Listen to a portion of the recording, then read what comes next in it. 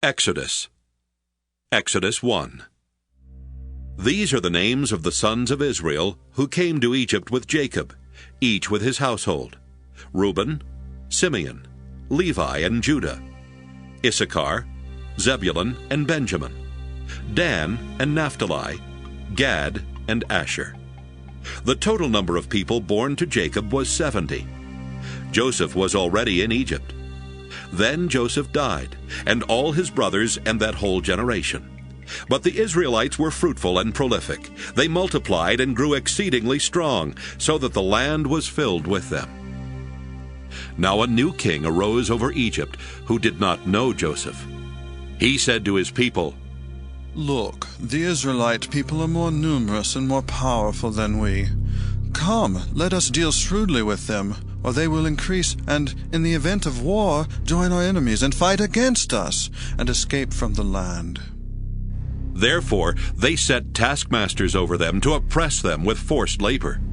They built supply cities, Pithom and Ramesses, for Pharaoh.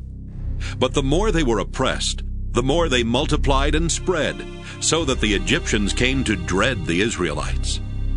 The Egyptians became ruthless in imposing tasks on the Israelites, and made their lives bitter with hard service in mortar and brick, and in every kind of field labor. They were ruthless in all the tasks that they imposed on them. The king of Egypt said to the Hebrew midwives, one of whom was named Shiphrah, and the other Puah, "When you act as midwives to the Hebrew women, and see them on the birth stool, if it is a boy, kill him. But if it is a girl, she shall live." But the midwives feared God. They did not do as the king of Egypt commanded them, but they let the boys live. So the king of Egypt summoned the midwives and said to them, "Why have you done this, and allowed the boys to live?" The midwives said to Pharaoh, "Because the Hebrew women are not like the Egyptian women, for they are vigorous and give birth before the midwife comes to them." So God dealt well with the midwives, and the people multiplied and became very strong. And because the midwives feared God, he gave them families. Then Pharaoh commanded all his people, "Every boy that is born to the Hebrews you shall throw into the Nile, but you shall let every girl live." Exodus 2. Now a man from the house of Levi went and married a Levite woman. The woman conceived and bore a son. And when she saw that he was a fine baby, she hid him 3 months. When she could hide him no longer, she got a papyrus basket for him and plastered it with bitumen and pitch. She put the child in it and placed it among the reeds on the bank of the river. His sister stood at a distance to see what would happen to him. The daughter of Pharaoh came down to bathe at the river, while her attendants walked beside the river. She saw the basket among the reeds and sent her maid to bring it. When she opened it, she saw the child. He was crying, and she took pity on him. "This must be one of the Hebrews' children," she said. Then his sister said to Pharaoh's daughter, "Shall I go and get you a nurse from the Hebrew women to nurse the child for you?" Pharaoh's daughter said to her, "Yes." So the girl went and called the child's mother.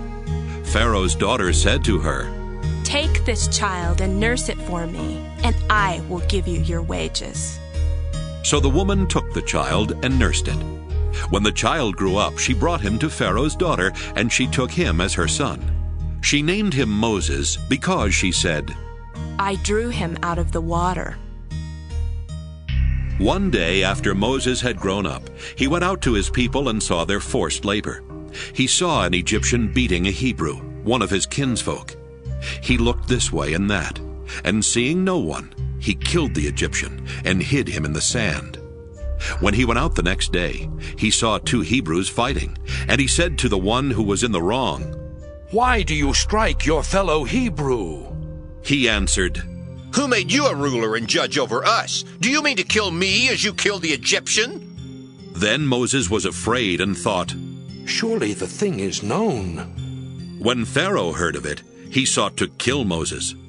But Moses fled from Pharaoh. He settled in the land of Midian and sat down by a well. The priest of Midian had 7 daughters.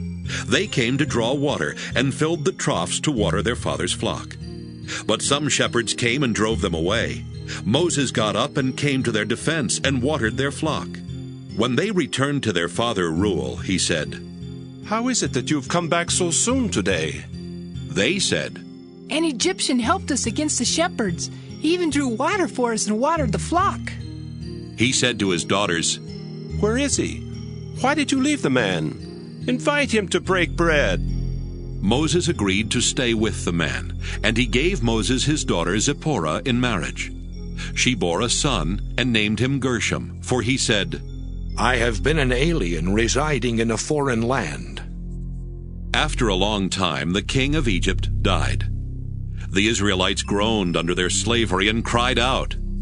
Out of the slavery, their cry for help rose up to God. God heard their groaning, and God remembered his covenant with Abraham, Isaac, and Jacob. God looked upon the Israelites, and God took notice of them. Exodus 3. Moses was keeping the flock of his father-in-law Jethro, the priest of Midian. He led his flock beyond the wilderness and came to Horeb, the mountain of God. There the angel of the Lord appeared to him in a flame of fire out of a bush. He looked, and the bush was blazing, yet it was not consumed. Then Moses said, I must turn aside and look at this great sight, and see why the bush is not burned up. When the Lord saw that he had turned aside to see, God called to him out of the bush, Moses, Moses. And he said, Here I am. Then he said, Come no closer. Remove the sandals from your feet, for the place in which you are standing is holy ground. He said further, I am the God of your father, the God of Abraham, the God of Isaac, and the God of Jacob. And Moses hid his face, for he was afraid to look at God. Then the Lord said, I have observed the misery of my people who are in Egypt. I have heard their cry on account of their taskmasters. Indeed, I know their sufferings, and I have come down to deliver them from the Egyptians, and to bring them up out of that land to a good and broad land, a land flowing with milk and honey, to the country of the Canaanites, the Hittites, the Amorites, the Perizzites, the Hivites, and the Jebusites. The cry of the Israelites has now come to me. I have also seen how the Egyptians oppress them. So come, I will send you to Pharaoh to bring my people, the Israelites, out of Egypt. But Moses said to God, Who am I that I should go to Pharaoh and bring the Israelites out of Egypt?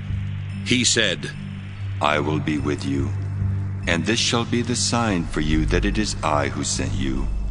When you have brought the people out of Egypt, you shall worship God on this mountain. But Moses said to God, If I come to the Israelites and say to them, The God of your ancestors has sent me to you, and they ask me, What is his name? What shall I say to them? God said to Moses, I am who I am. He said further, Thus you shall say to the Israelites, I am has sent me to you. God also said to Moses, Thus you shall say to the Israelites, The Lord, the God of your ancestors, the God of Abraham, the God of Isaac, and the God of Jacob has sent me to you. This is my name forever, and this my title for all generations. Go and assemble the elders of Israel and say to them, The Lord, the God of your ancestors, the God of Abraham, of Isaac, and of Jacob, has appeared to me, saying, I have given heed to you and to what has been done to you in Egypt.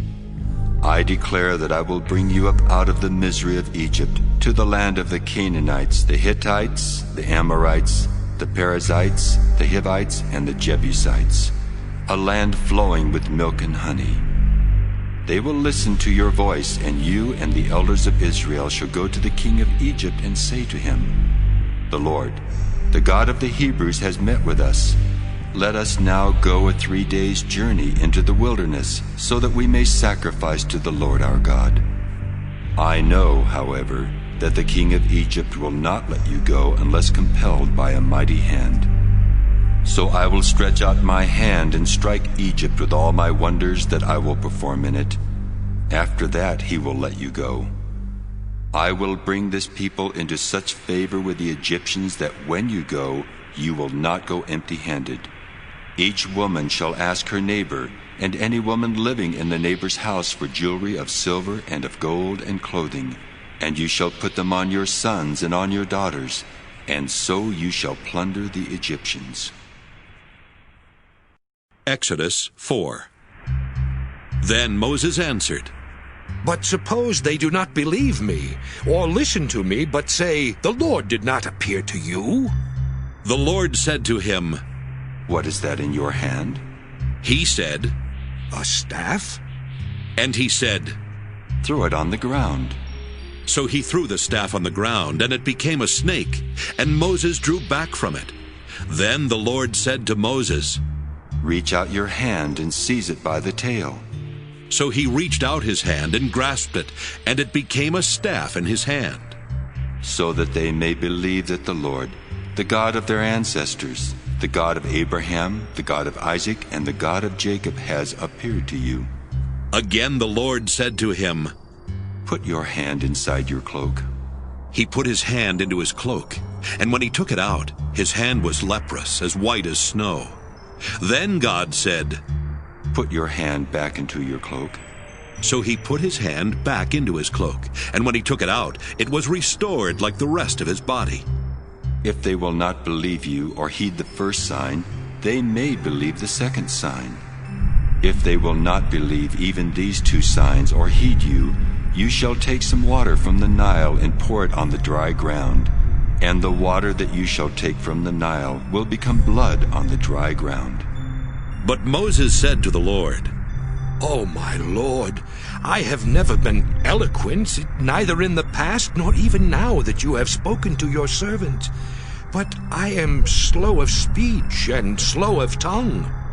Then the Lord said to him, Who gives speech to mortals? Who makes them mute or deaf, seeing or blind? Is it not I, the Lord? Now go, and I will be with your mouth and teach you what you are to speak. But he said, Oh, my Lord, please send someone else.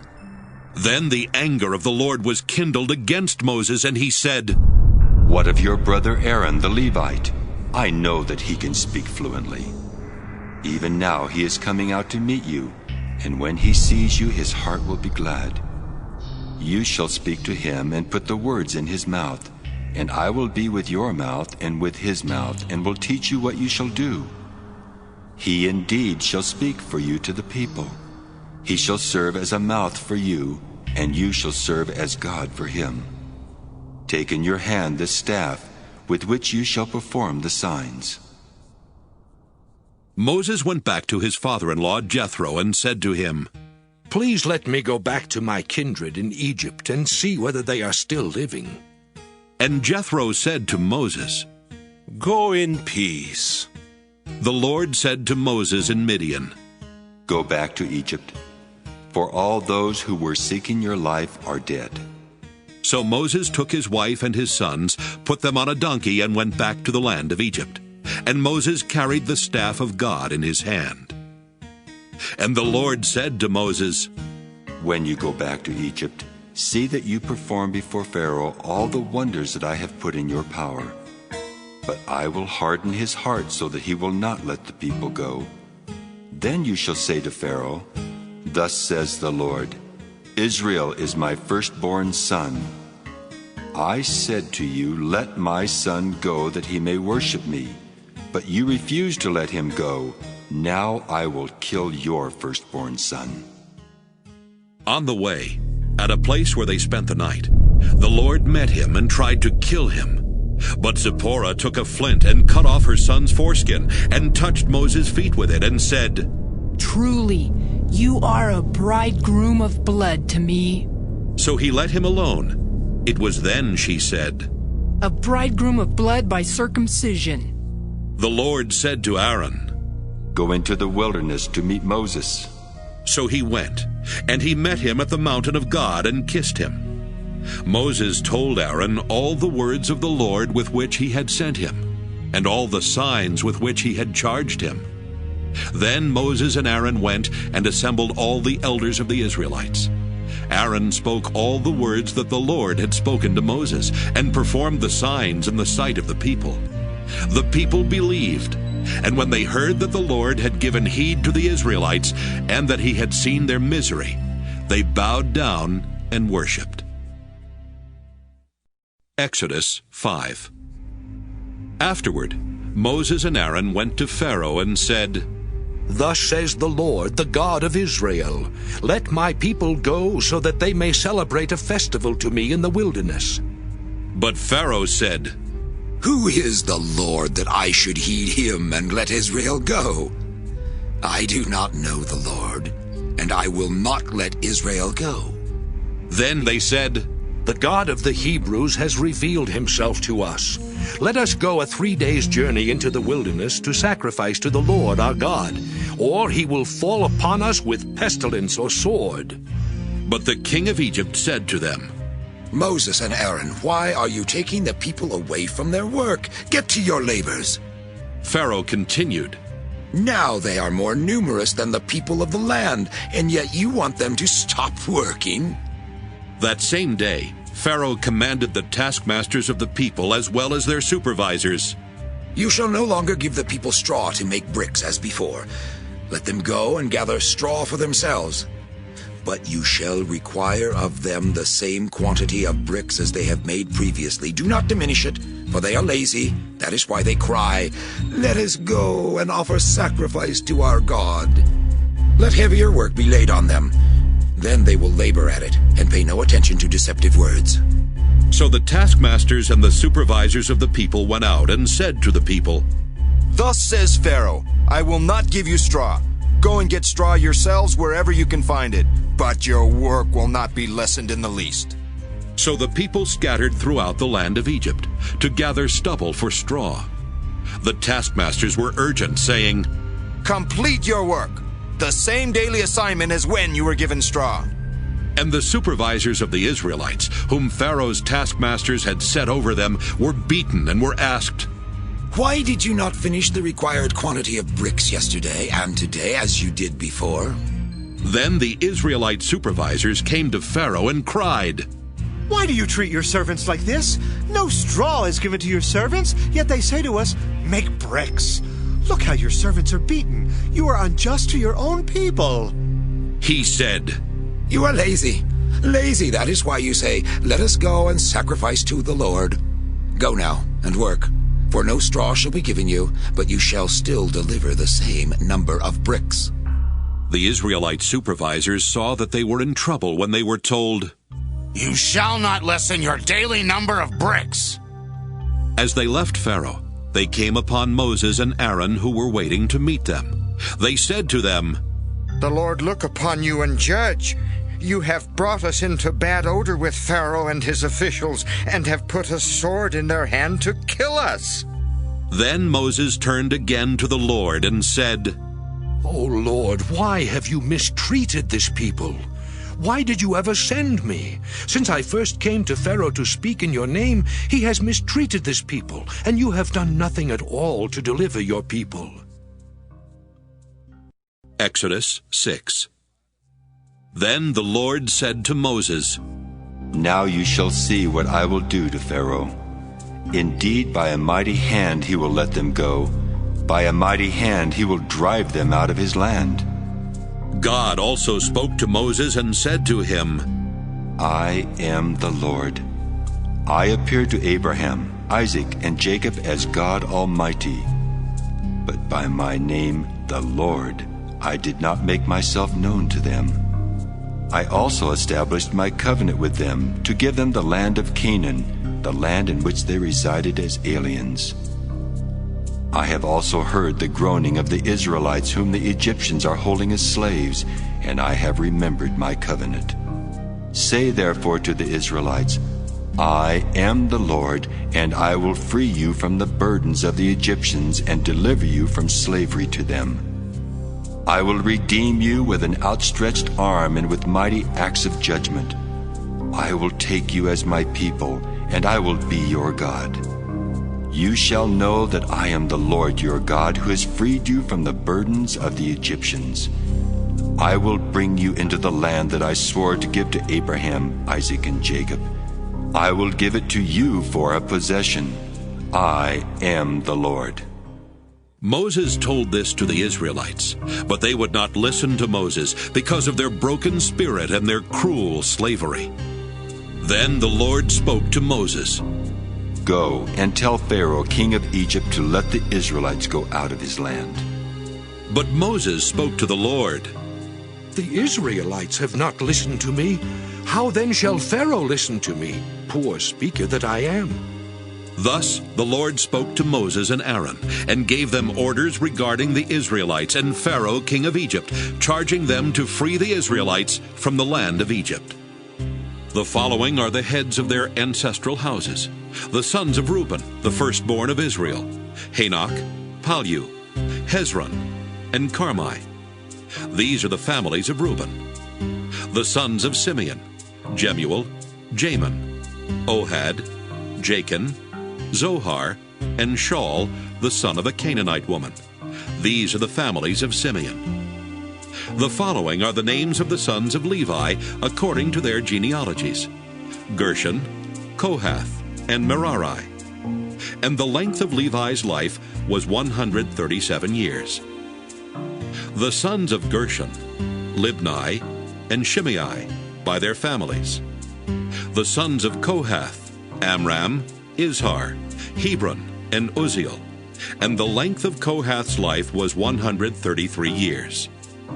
The sons of Merari, Malai, and Mushai. These are the families of the Levites according to their genealogies. Amram married Jochebed, his father's sister, and she bore him Aaron and Moses. And the length of Amram's life was 137 years. The sons of Izhar, Korah, Nephig, and Zichri. The sons of Uzziel, Mishael, Elzaphan, and Sithri. Aaron married Elisheba, daughter of Amminadab, and sister of Nahshon, and she bore him Nadab, Abihu, Eleazar, and Ithamar. The sons of Korah, Asher, Elkanah, and Abiasaph. These are the families of the Korahites. Aaron's son Eleazar married one of the daughters of Putiel, and she bore him Phinehas. These are the heads of the ancestral houses of the Levites by their families. It was this same Aaron and Moses, to whom the Lord said, Bring the Israelites out of the land of Egypt, company by company. It was they who spoke to Pharaoh, king of Egypt, to bring the Israelites out of Egypt, the same Moses and Aaron. On the day when the Lord spoke to Moses in the land of Egypt, he said to him, I am the Lord. Tell Pharaoh, king of Egypt, all that I am speaking to you. But Moses said in the Lord's presence, Since I am a poor speaker, why would Pharaoh listen to me? Exodus 7. The Lord said to Moses, See, I have made you like God to Pharaoh, and your brother Aaron shall be your prophet. You shall speak all that I command you, and your brother Aaron shall tell Pharaoh to let the Israelites go out of his land. But I will harden Pharaoh's heart, and I will multiply my signs and wonders in the land of Egypt. When Pharaoh does not listen to you, I will lay my hand upon Egypt and bring my people, the Israelites, company by company out of the land of Egypt by great acts of judgment. The Egyptians shall know that I am the Lord when I stretch out my hand against Egypt and bring the Israelites out from among them. Moses and Aaron did so. They did just as the Lord commanded them. Moses was 80 years old, and Aaron 83 when they spoke to Pharaoh. The Lord said to Moses and Aaron, When Pharaoh says to you, Perform a wonder, then you shall say to Aaron, Take your staff and throw it down before Pharaoh, and it will become a snake. So Moses and Aaron went to Pharaoh and did as the Lord had commanded. Aaron threw down his staff before Pharaoh and his officials, and it became a snake. Then Pharaoh summoned the wise men and the sorcerers, and they also, the magicians of Egypt, did the same by their secret arts. Each one threw down his staff, and they became snakes, but Aaron's staff swallowed up theirs. Still Pharaoh's heart was hardened, and he would not listen to them, as the Lord had said. Then the Lord said to Moses, Pharaoh's heart is hardened. He refuses to let the people go. Go to Pharaoh in the morning as he is going out to the water. Stand by at the river bank to meet him, and take in your hand the staff that was turned into a snake. Say to him, The Lord, the God of the Hebrews, sent me to you to say, Let my people go, so that they may worship me in the wilderness. But until now you have not listened.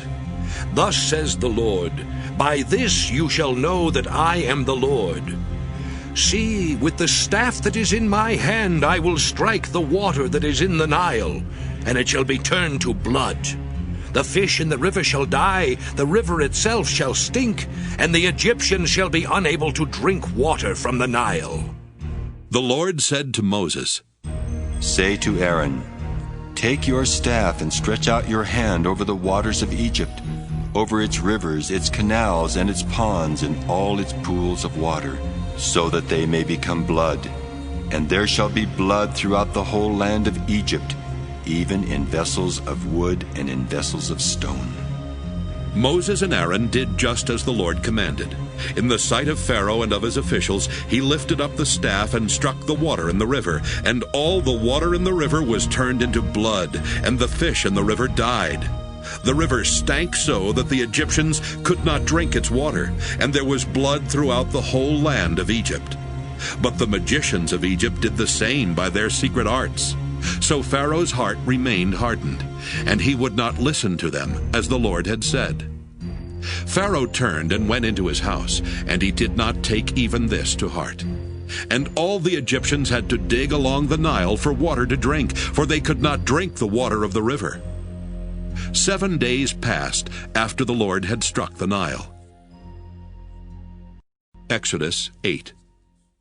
Then the Lord said to Moses, Go to Pharaoh and say to him, Thus says the Lord, Let my people go so that they may worship me.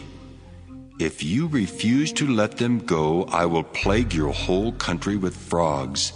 The river shall swarm with frogs. They shall come up into your palace, into your bedchamber and your bed, and into the houses of your officials and of your people, and into your ovens and your kneading bowls. The frogs shall come up on you, and on your people, and on all your officials. And the Lord said to Moses, Say to Aaron, Stretch out your hand with your staff over the rivers, the canals, and the pools, and make frogs come up on the land of Egypt. So Aaron stretched out his hand over the waters of Egypt, and the frogs came up and covered the land of Egypt. But the magicians did the same by their secret arts, and brought frogs up on the land of Egypt. Then Pharaoh called Moses and Aaron and said, Pray to the Lord to take away the frogs from me and my people, and I will let the people go to sacrifice to the Lord. Moses said to Pharaoh, Kindly tell me when I am to pray for you and for your officials and for your people, that the frogs may be removed from you and your houses and be left only in the Nile. And he said, Tomorrow. Moses said, As you say, so that you may know that there is no one like the Lord our God.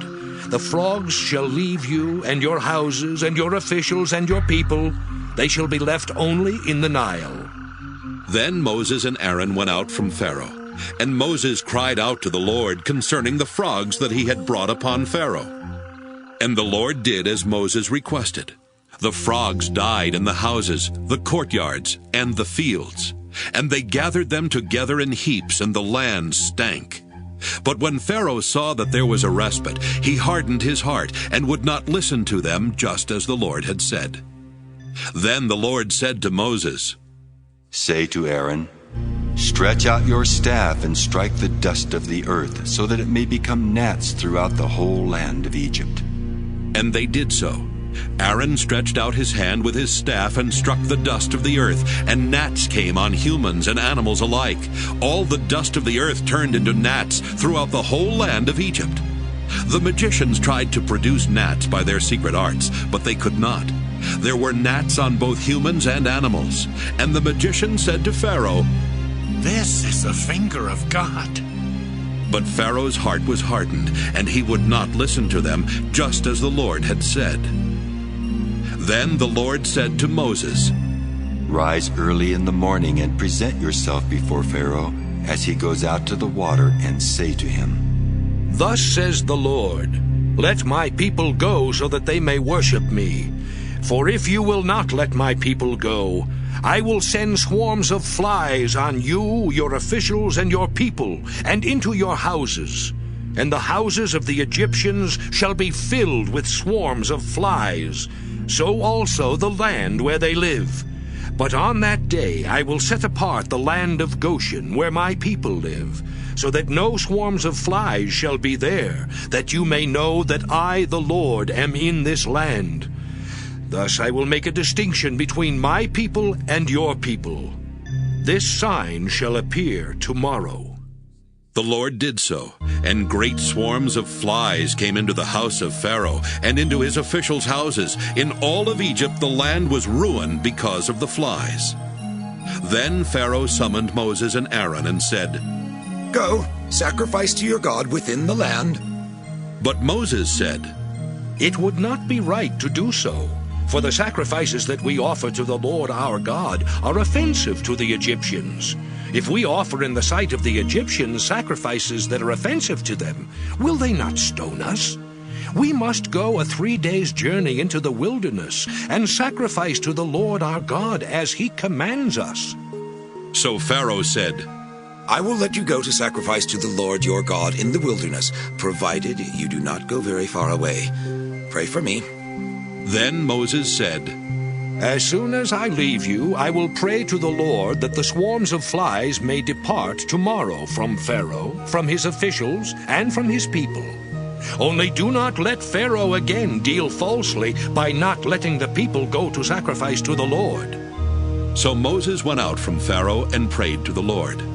And the Lord did as Moses asked. He removed the swarms of flies from Pharaoh, from his officials, and from his people. Not one remained.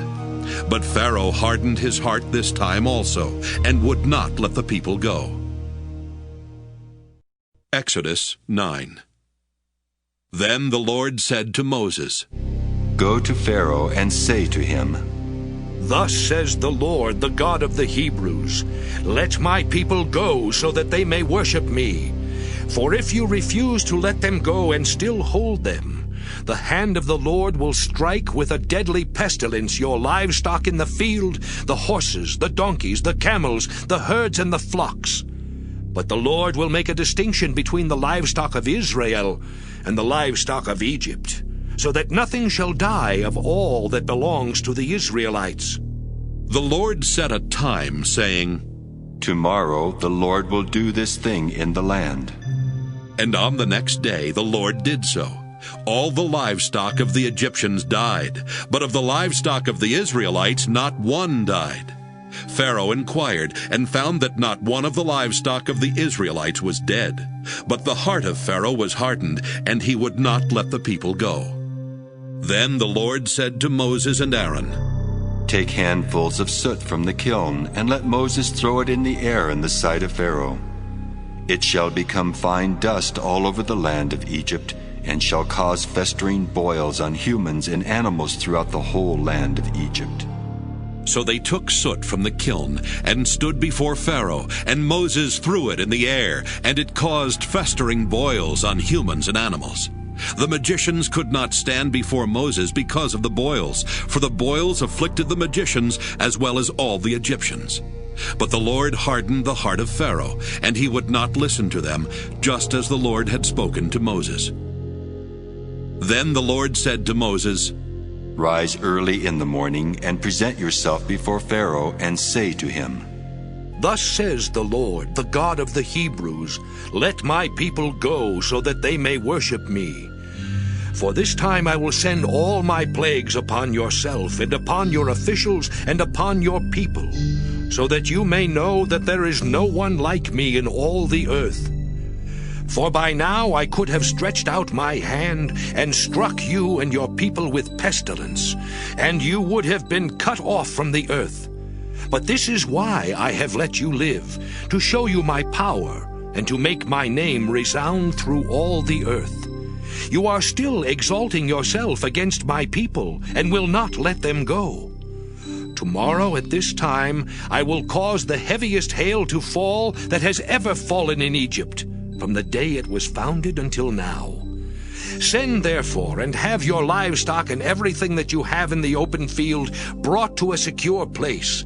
Every human or animal that is in the open field and is not brought under shelter will die when the hail comes down upon them." Those officials of Pharaoh who feared the word of the Lord hurried their slaves and livestock off to a secure place. Those who did not regard the word of the Lord left their slaves and livestock in the open field.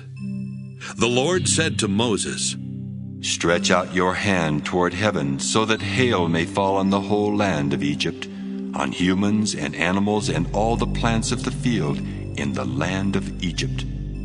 Then Moses stretched out his staff toward heaven, and the Lord sent thunder and hail, and fire came down on the earth. And the Lord rained hail on the land of Egypt. There was hail with fire flashing continually in the midst of it, such heavy hail as had never fallen in all the land of Egypt since it became a nation. The hail struck down everything that was in the open field throughout all the land of Egypt, both human and animal. The hail also struck down all the plants of the field and shattered every tree in the field. Only in the land of Goshen, where the Israelites were, there was no hail. Then Pharaoh summoned Moses and Aaron and said to them, "This time I have sinned. The Lord is in the right, and I and my people are in the wrong.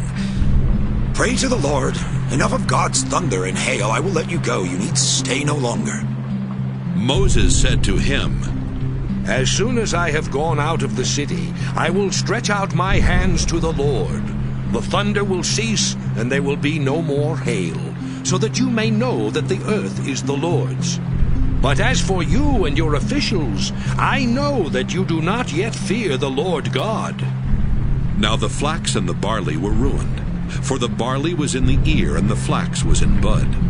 But the wheat and the spelt were not ruined, for they are late in coming up. So Moses left Pharaoh, went out of the city, and stretched out his hands to the Lord. Then the thunder and the hail ceased, and the rain no longer poured down on the earth. But when Pharaoh saw that the rain and the hail and the thunder had ceased, he sinned once more and hardened his heart, he and his officials.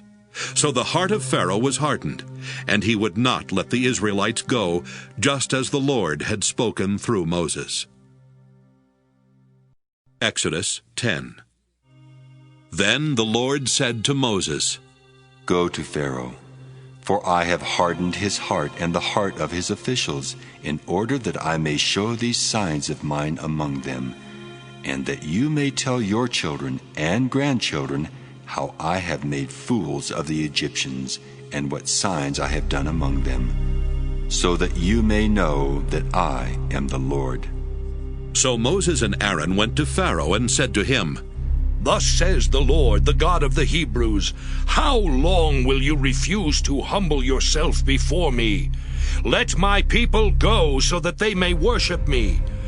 For if you refuse to let my people go, tomorrow I will bring locusts into your country. They shall cover the surface of the land, so that no one will be able to see the land.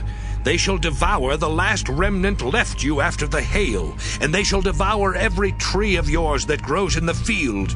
They shall fill your houses and the houses of all your officials and of all the Egyptians, something that neither your parents nor your grandparents have seen, from the day they came on earth to this day." Then he turned and went out from Pharaoh. Pharaoh's officials said to him, "How long shall this fellow be a snare to us? Let the people go, so that they may worship the Lord their God. Do you not yet understand that Egypt is ruined?" So Moses and Aaron were brought back to Pharaoh, and he said to them, Go, worship the Lord your God. But which ones are to go? Moses said, We will go with our young and our old. We will go with our sons and daughters, and with our flocks and herds, because we have the Lord's festival to celebrate. He said to them, The Lord indeed will be with you if ever I let your little ones go with you. Plainly, you have some evil purpose in mind. No, never. Your men may go and worship the Lord, for that is what you are asking. And they were driven out from Pharaoh's presence. Then the Lord said to Moses, Stretch out your hand over the land of Egypt, so that the locust may come upon it, and eat every plant in the land, all that the hail has left. So Moses stretched out his staff over the land of Egypt, and the Lord brought an east wind upon the land all that day and all that night. When morning came, the east wind had brought the locusts. The locusts came upon all the land of Egypt, and settled on the whole country of Egypt, such a dense swarm of locusts as had never been before, nor ever shall be again. They covered the surface of the whole land, so that the land was black. And they ate all the plants in the land, and all the fruit of the trees that the hail had left. Nothing green was left, no tree, no plant in the field, in all the land of Egypt. Pharaoh hurriedly summoned Moses and Aaron and said, I have sinned against the Lord your God, and against you. Do forgive my sin just this once, and pray to the Lord your God that at the least he remove this deadly thing from me. So he went out from Pharaoh and prayed to the Lord. The Lord changed the wind into a very strong west wind, which lifted the locusts and drove them into the Red Sea. Not a single locust was left in all the country of Egypt. But the Lord hardened Pharaoh's heart, and he would not let the Israelites go. Then the Lord said to Moses, Stretch out your hand toward heaven, so that there may be darkness over the land of Egypt, a darkness that can be felt. So Moses stretched out his hand toward heaven, and there was dense darkness in all the land of Egypt for 3 days. People could not see one another, and for 3 days they could not move from where they were. But all the Israelites had light where they lived. Then Pharaoh summoned Moses and said, Go, worship the Lord. Only your flocks and your herds shall remain behind. Even your children may go with you. But Moses said, You must also let us have sacrifices and burnt offerings to sacrifice to the Lord our God. Our livestock also must go with us. Not a hoof shall be left behind, for we must choose some of them for the worship of the Lord our God. And we will not know what to use to worship the Lord until we arrive there. But the Lord hardened Pharaoh's heart, and he was unwilling to let them go. Then Pharaoh said to him, Get away from me! Take care that you do not see my face again, for on the day you see my face you shall die. Moses said, Just as you say, I will never see your face again. Exodus 11. The Lord said to Moses, I will bring one more plague upon Pharaoh and upon Egypt. Afterwards he will let you go from here. Indeed, when he lets you go, he will drive you away. Tell the people that every man is to ask his neighbor, and every woman is to ask her neighbor for objects of silver and gold. The Lord gave the people favor in the sight of the Egyptians. Moreover, Moses himself was a man of great importance in the land of Egypt, in the sight of Pharaoh's officials and in the sight of the people.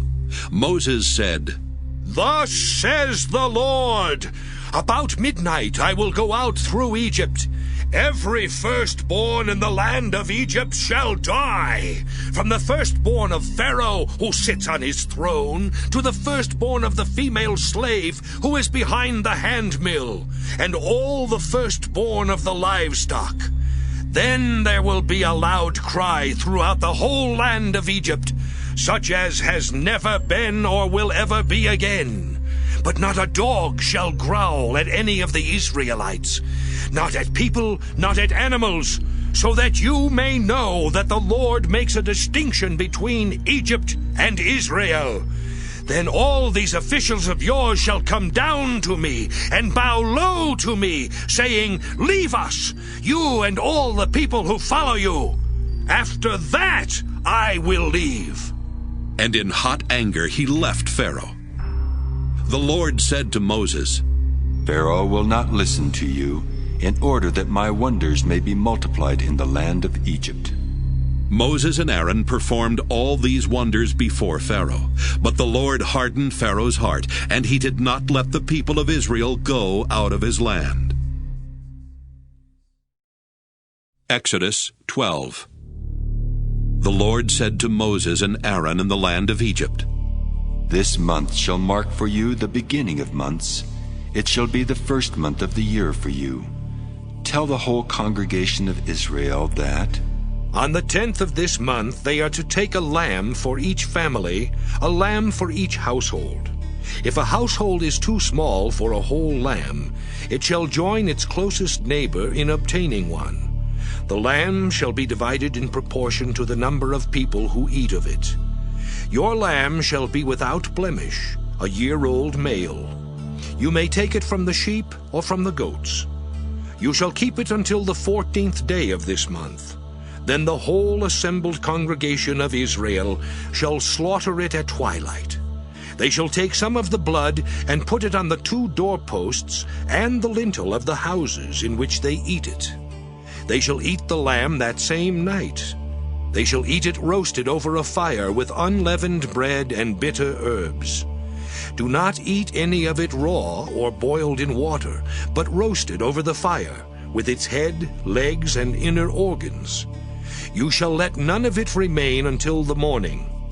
Anything that remains until the morning you shall burn. This is how you shall eat it: your loins girded, your sandals on your feet, and your staff in your hand, and you shall eat it hurriedly. It is the Passover of the Lord. For I will pass through the land of Egypt that night, and I will strike down every firstborn in the land of Egypt, both human beings and animals. On all the gods of Egypt I will execute judgments. I am the Lord. The blood shall be a sign for you on the houses where you live. When I see the blood, I will pass over you, and no plague shall destroy you when I strike the land of Egypt. This day shall be a day of remembrance for you. You shall celebrate it as a festival to the Lord. Throughout your generations you shall observe it as a perpetual ordinance. 7 days you shall eat unleavened bread. On the first day you shall remove leaven from your houses. For whoever eats leavened bread from the first day until the 7th day shall be cut off from Israel. On the first day you shall hold a solemn assembly, and on the 7th day a solemn assembly. No work shall be done on those days. Only what everyone must eat, that alone may be prepared by you. You shall observe the festival of unleavened bread, for on this very day I brought your companies out of the land of Egypt. You shall observe this day throughout your generations as a perpetual ordinance. In the first month, from the evening of the 14th day until the evening of the 21st day, you shall eat unleavened bread. For 7 days no leaven shall be found in your houses. For whoever eats what is leavened shall be cut off from the congregation of Israel, whether an alien or a native of the land. You shall eat nothing leavened. In all your settlements you shall eat unleavened bread. Then Moses called all the elders of Israel and said to them, Go, select lambs for your families, and slaughter the Passover lamb.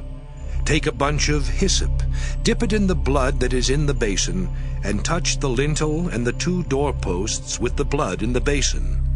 None of you shall go outside the door of your house until morning, for the Lord will pass through to strike down the Egyptians. When he sees the blood on the lintel and on the 2 doorposts, the Lord will pass over that door and will not allow the destroyer to enter your houses to strike you down. You shall observe this rite as a perpetual ordinance for you and your children. When you come to the land that the Lord will give you, as he has promised, you shall keep this observance. And when your children ask you, 'What do you mean by this observance?' you shall say, 'It is the Passover sacrifice to the Lord. For he passed over the houses of the Israelites in Egypt, when he struck down the Egyptians, but spared our houses.'" And the people bowed down and worshipped. The Israelites went and did just as the Lord had commanded Moses and Aaron. At midnight, the Lord struck down all the firstborn in the land of Egypt, from the firstborn of Pharaoh who sat on his throne to the firstborn of the prisoner who was in the dungeon, and all the firstborn of the livestock. Pharaoh arose in the night, he and all his officials and all the Egyptians, and there was a loud cry in Egypt, for there was not a house without someone dead. Then he summoned Moses and Aaron in the night and said, "Rise up! Go away from my people, both you and the Israelites. Go! Worship the Lord as you said. Take your flocks and your herds as you said, and be gone. And bring a blessing on me, too." The Egyptians urged the people to hasten their departure from the land, for they said, "We shall all be dead." So the people took their dough before it was leavened, with their kneading bowls wrapped up in their cloaks on their shoulders. The Israelites had done as Moses told them. They had asked the Egyptians for jewelry of silver and gold and for clothing, and the Lord had given the people favor in the sight of the Egyptians, so that they let them have what they asked, and so they plundered the Egyptians. The Israelites journeyed from Ramesses to Succoth, about 600,000 men on foot, besides children. A mixed crowd also went up with them, and livestock in great numbers, both flocks and herds. They baked unleavened cakes of the dough that they had brought out of Egypt. It was not leavened because they were driven out of Egypt and could not wait, nor had they prepared any provisions for themselves. The time that the Israelites had lived in Egypt was 430 years. At the end of 430 years, on that very day, all the companies of the Lord went out from the land of Egypt. That was for the Lord a night of vigil, to bring them out of the land of Egypt. That same night is a vigil to be kept for the Lord by all the Israelites throughout their generations. The Lord said to Moses and Aaron, "This is the ordinance for the Passover. No foreigner shall eat of it, but any slave who has been purchased may eat of it after he has been circumcised. No bound or hired servant may eat of it. It shall be eaten in one house. You shall not take any of the animal outside the house, and you shall not break any of its bones. The whole congregation of Israel shall celebrate it. If an alien who resides with you wants to celebrate the Passover to the Lord, all his males shall be circumcised. Then he may draw near to celebrate it. He shall be regarded as a native of the land. But no uncircumcised person shall eat of it. There shall be one law for the native and for the alien who resides among you." All the Israelites did just as the Lord had commanded Moses and Aaron. That very day, the Lord brought the Israelites out of the land of Egypt, company by company. Exodus 13. The Lord said to Moses, "Consecrate to me all the firstborn. Whatever is the first to open the womb among the Israelites, of human beings and animals, is mine." Moses said to the people, "Remember this day on which you came out of Egypt, out of the house of slavery, because the Lord brought you out from there by strength of hand. No leavened bread shall be eaten. Today in the month of Abib you are going out. When the Lord brings you into the land of the Canaanites, the Hittites, the Amorites, the Hivites, and the Jebusites, which he swore to your ancestors to give you, a land flowing with milk and honey, you shall keep this observance in this month. 7 days you shall eat unleavened bread, and on the 7th day there shall be a festival to the Lord. Unleavened bread shall be eaten for 7 days. No leavened bread shall be seen in your possession, and no leaven shall be seen among you in all your territory. You shall tell your child on that day, it is because of what the Lord did for me when I came out of Egypt. It shall serve for you as a sign on your hand, and as a reminder on your forehead. so that the teaching of the Lord may be on your lips. For with a strong hand the Lord brought you out of Egypt. You shall keep this ordinance at its proper time from year to year.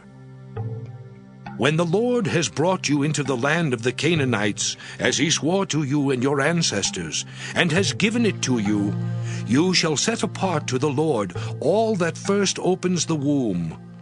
All the firstborn of your livestock that are male shall be the Lord's.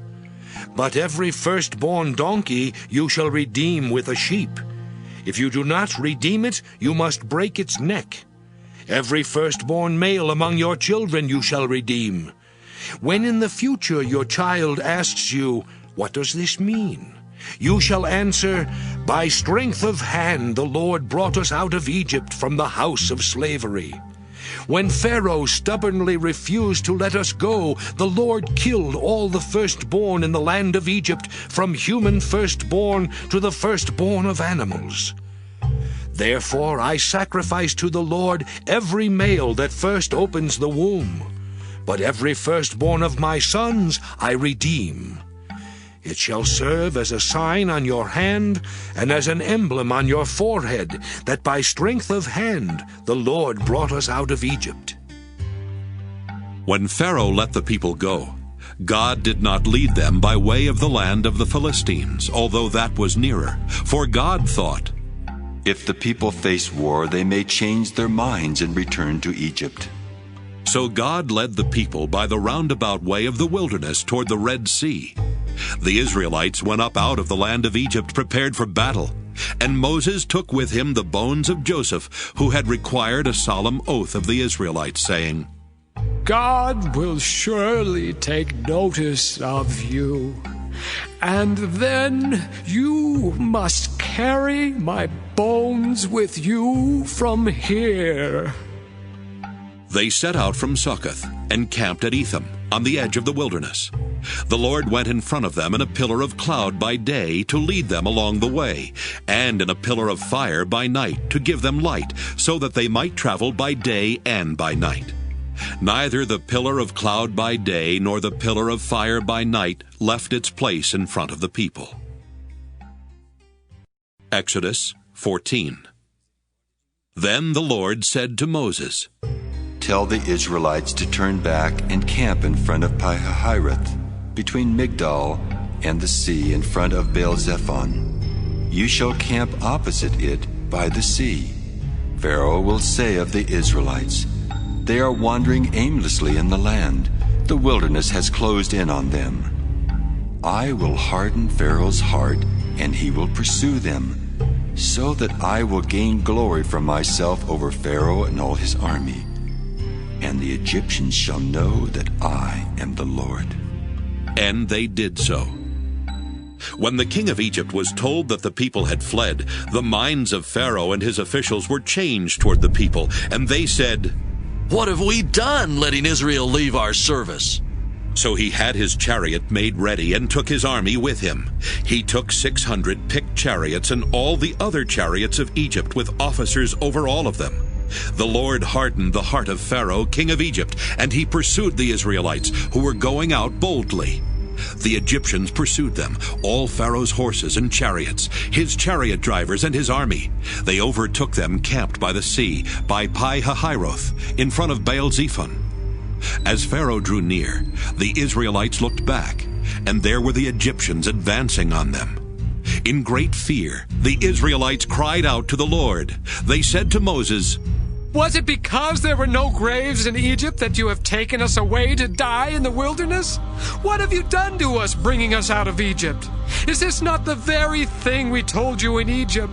Let us alone and let us serve the Egyptians? For it would have been better for us to serve the Egyptians than to die in the wilderness." But Moses said to the people, "Do not be afraid. Stand firm and see the deliverance that the Lord will accomplish for you today. For the Egyptians whom you see today, you shall never see again. The Lord will fight for you, and you have only to keep still." Then the Lord said to Moses, "Why do you cry out to me? Tell the Israelites to go forward." But you lift up your staff and stretch out your hand over the sea and divide it, that the Israelites may go into the sea on dry ground. Then I will harden the hearts of the Egyptians so that they will go in after them.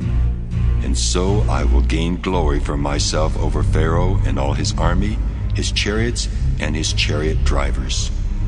And the Egyptians shall know that I am the Lord when I have gained glory for myself over Pharaoh, his chariots, and his chariot drivers. The angel of God, who was going before the Israelite army, moved and went behind them. And the pillar of cloud moved in front of them and took its place behind them. It came between the army of Egypt and the army of Israel. And so the cloud was there with the darkness, and it lit up the night. One did not come near the other all night. Then Moses stretched out his hand over the sea. The Lord drove the sea back by a strong east wind all night, and turned the sea into dry land, and the waters were divided. The Israelites went into the sea on dry ground, the waters forming a wall for them on their right and on their left. The Egyptians pursued and went into the sea after them, all of Pharaoh's horses, chariots, and chariot drivers. At the morning watch, the Lord in the pillar of fire and cloud looked down upon the Egyptian army and threw the Egyptian army into panic. He clogged their chariot wheels so that they turned with difficulty. The Egyptians said, "Let us flee from the Israelites, for the Lord is fighting for them against Egypt." Then the Lord said to Moses, "Stretch out your hand over the sea so that the water may come back upon the Egyptians, upon their chariots and chariot drivers." So Moses stretched out his hand over the sea, and at dawn the sea returned to its normal depth. As the Egyptians fled before it, the Lord tossed the Egyptians into the sea. The waters returned and covered the chariots and the chariot drivers, the entire army of Pharaoh that had followed them into the sea.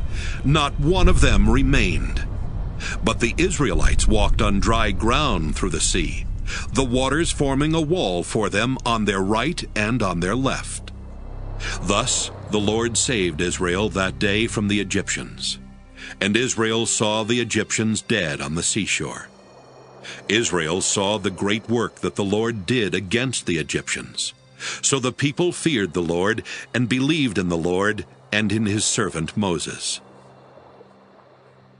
Exodus 15. Then Moses and the Israelites sang this song to the Lord. I will sing to the Lord, for he has triumphed gloriously. Horse and rider he has thrown into the sea. The Lord is my strength and my might, and he has become my salvation. This is my God, and I will praise him, my father's God, and I will exalt him. The Lord is a warrior, the Lord is his name. Pharaoh's chariots and his army he cast into the sea. His picked officers were sunk in the Red Sea. The floods covered them. They went down into the depths like a stone. Your right hand, O Lord, glorious in power. Your right hand, O Lord, shattered the enemy. In the greatness of your majesty, you overthrew your adversaries. You sent out your fury. It consumed them like stubble. At the blast of your nostrils, the waters piled up. The floods stood up in a heap. The deeps congealed in the heart of the sea. The enemy said, I will pursue, I will overtake, I will divide the spoil. My desire shall have its fill of them. I will draw my sword, my hand shall destroy them. You blew with your wind, the sea covered them. They sank like lead in the mighty waters. Who is like you, O Lord, among the gods? Who is like you, majestic in holiness, awesome in splendor, doing wonders? You stretched out your right hand, the earth swallowed them. In your steadfast love you led the people whom you redeemed. You guided them by your strength to your holy abode. The peoples heard, they trembled. pangs seized the inhabitants of Philistia. Then the chiefs of Edom were dismayed. Trembling seized the leaders of Moab. All the inhabitants of Canaan melted away. Terror and dread fell upon them. By the might of your arm they became still as a stone, until your people, O Lord, passed by, until the people whom you acquired passed by. You brought them in and planted them on the mountain of your own possession, the place, O Lord, that you made your abode, the sanctuary, O Lord, that your hands have established. The Lord will reign forever and ever. When the horses of Pharaoh with his chariots and his chariot drivers went into the sea, the Lord brought back the waters of the sea upon them. But the Israelites walked through the sea on dry ground. Then the prophet Miriam, Aaron's sister, took a tambourine in her hand, and all the women went out after her with tambourines and with dancing, and Miriam sang to them. Sing to the Lord, for he has triumphed gloriously. Horse and rider he has thrown into the sea. Then Moses ordered Israel to set out from the Red Sea, and they went into the wilderness of Shur. They went 3 days in the wilderness and found no water. When they came to Marah, they could not drink the water of Marah because it was bitter. That is why it was called Marah. And the people complained against Moses, saying, What shall we drink? He cried out to the Lord, and the Lord showed him a piece of wood. He threw it into the water, and the water became sweet. There the Lord made for them a statute and an ordinance, and there he put them to the test. He said, If you will listen carefully to the voice of the Lord your God, and do what is right in his sight, and give heed to his commandments and keep all his statutes, I will not bring upon you any of the diseases that I brought upon the Egyptians, for I am the Lord who heals you. Then they came to Elim, where there were 12 springs of water and 70 palm trees, and they camped there by the water. Exodus 16. The whole congregation of the Israelites set out from Elim, and Israel came to the wilderness of Sin, which is between Elim and Sinai, on the 15th day of the 2nd month after they had departed from the land of Egypt. The whole congregation of the Israelites complained against Moses and Aaron in the wilderness. The Israelites said to them, If only we had died by the hand of the Lord in the land of Egypt, when we sat by the flesh pots and ate our fill of bread. For you have brought us out into this wilderness to kill this whole assembly with hunger. Then the Lord said to Moses, I am going to rain bread from heaven for you, and each day the people shall go out and gather enough for that day. In that way I will test them whether they will follow my instruction or not. On the 6th day, when they prepare what they bring in, it will be twice as much as they gather on other days. So Moses and Aaron said to all the Israelites, In the evening you shall know that it was the Lord who brought you out of the land of Egypt. And in the morning you shall see the glory of the Lord, because he has heard your complaining against the Lord. For what are we that you complain against us? And Moses said, When the Lord gives you meat to eat in the evening, and your fill of bread in the morning, because the Lord has heard the complaining that you utter against him, what are we? Your complaining is not against us, but against the Lord. Then Moses said to Aaron, Say to the whole congregation of the Israelites, Draw near to the Lord, for he has heard your complaining. And as Aaron spoke to the whole congregation of the Israelites, they looked toward the wilderness, and the glory of the Lord appeared in the cloud. The Lord spoke to Moses and said, I have heard the complaining of the Israelites. Say to them, At twilight you shall eat meat, and in the morning you shall have your fill of bread. Then you shall know that I am the Lord your God. In the evening, quails came up and covered the camp, and in the morning there was a layer of dew around the camp. When the layer of dew lifted, there on the surface of the wilderness was a fine flaky substance, as fine as frost on the ground. When the Israelites saw it, they said to one another, What is it? For they did not know what it was. Moses said to them, It is the bread that the Lord has given you to eat. This is what the Lord has commanded.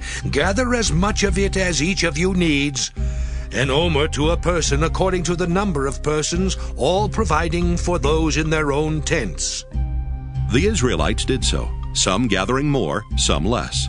But when they measured it with an omer, those who gathered much had nothing over, and those who gathered little had no shortage. They gathered as much as each of them needed. And Moses said to them, "Let no one leave any of it over until morning." But they did not listen to Moses. Some left part of it until morning, and it bred worms and became foul. And Moses was angry with them. Morning by morning they gathered it as much as each needed, but when the sun grew hot, it melted. On the 6th day they gathered twice as much food, 2 omers apiece. When all the leaders of the congregation came and told Moses, he said to them, "This is what the Lord has commanded. Tomorrow is a day of solemn rest, a holy Sabbath to the Lord.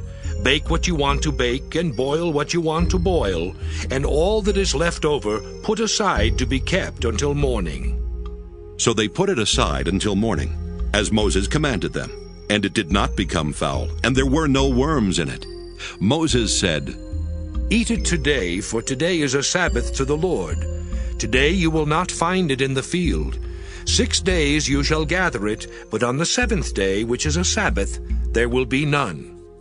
On the 7th day, some of the people went out to gather, and they found none. The Lord said to Moses, "How long will you refuse to keep my commandments and instructions? See, the Lord has given you the Sabbath.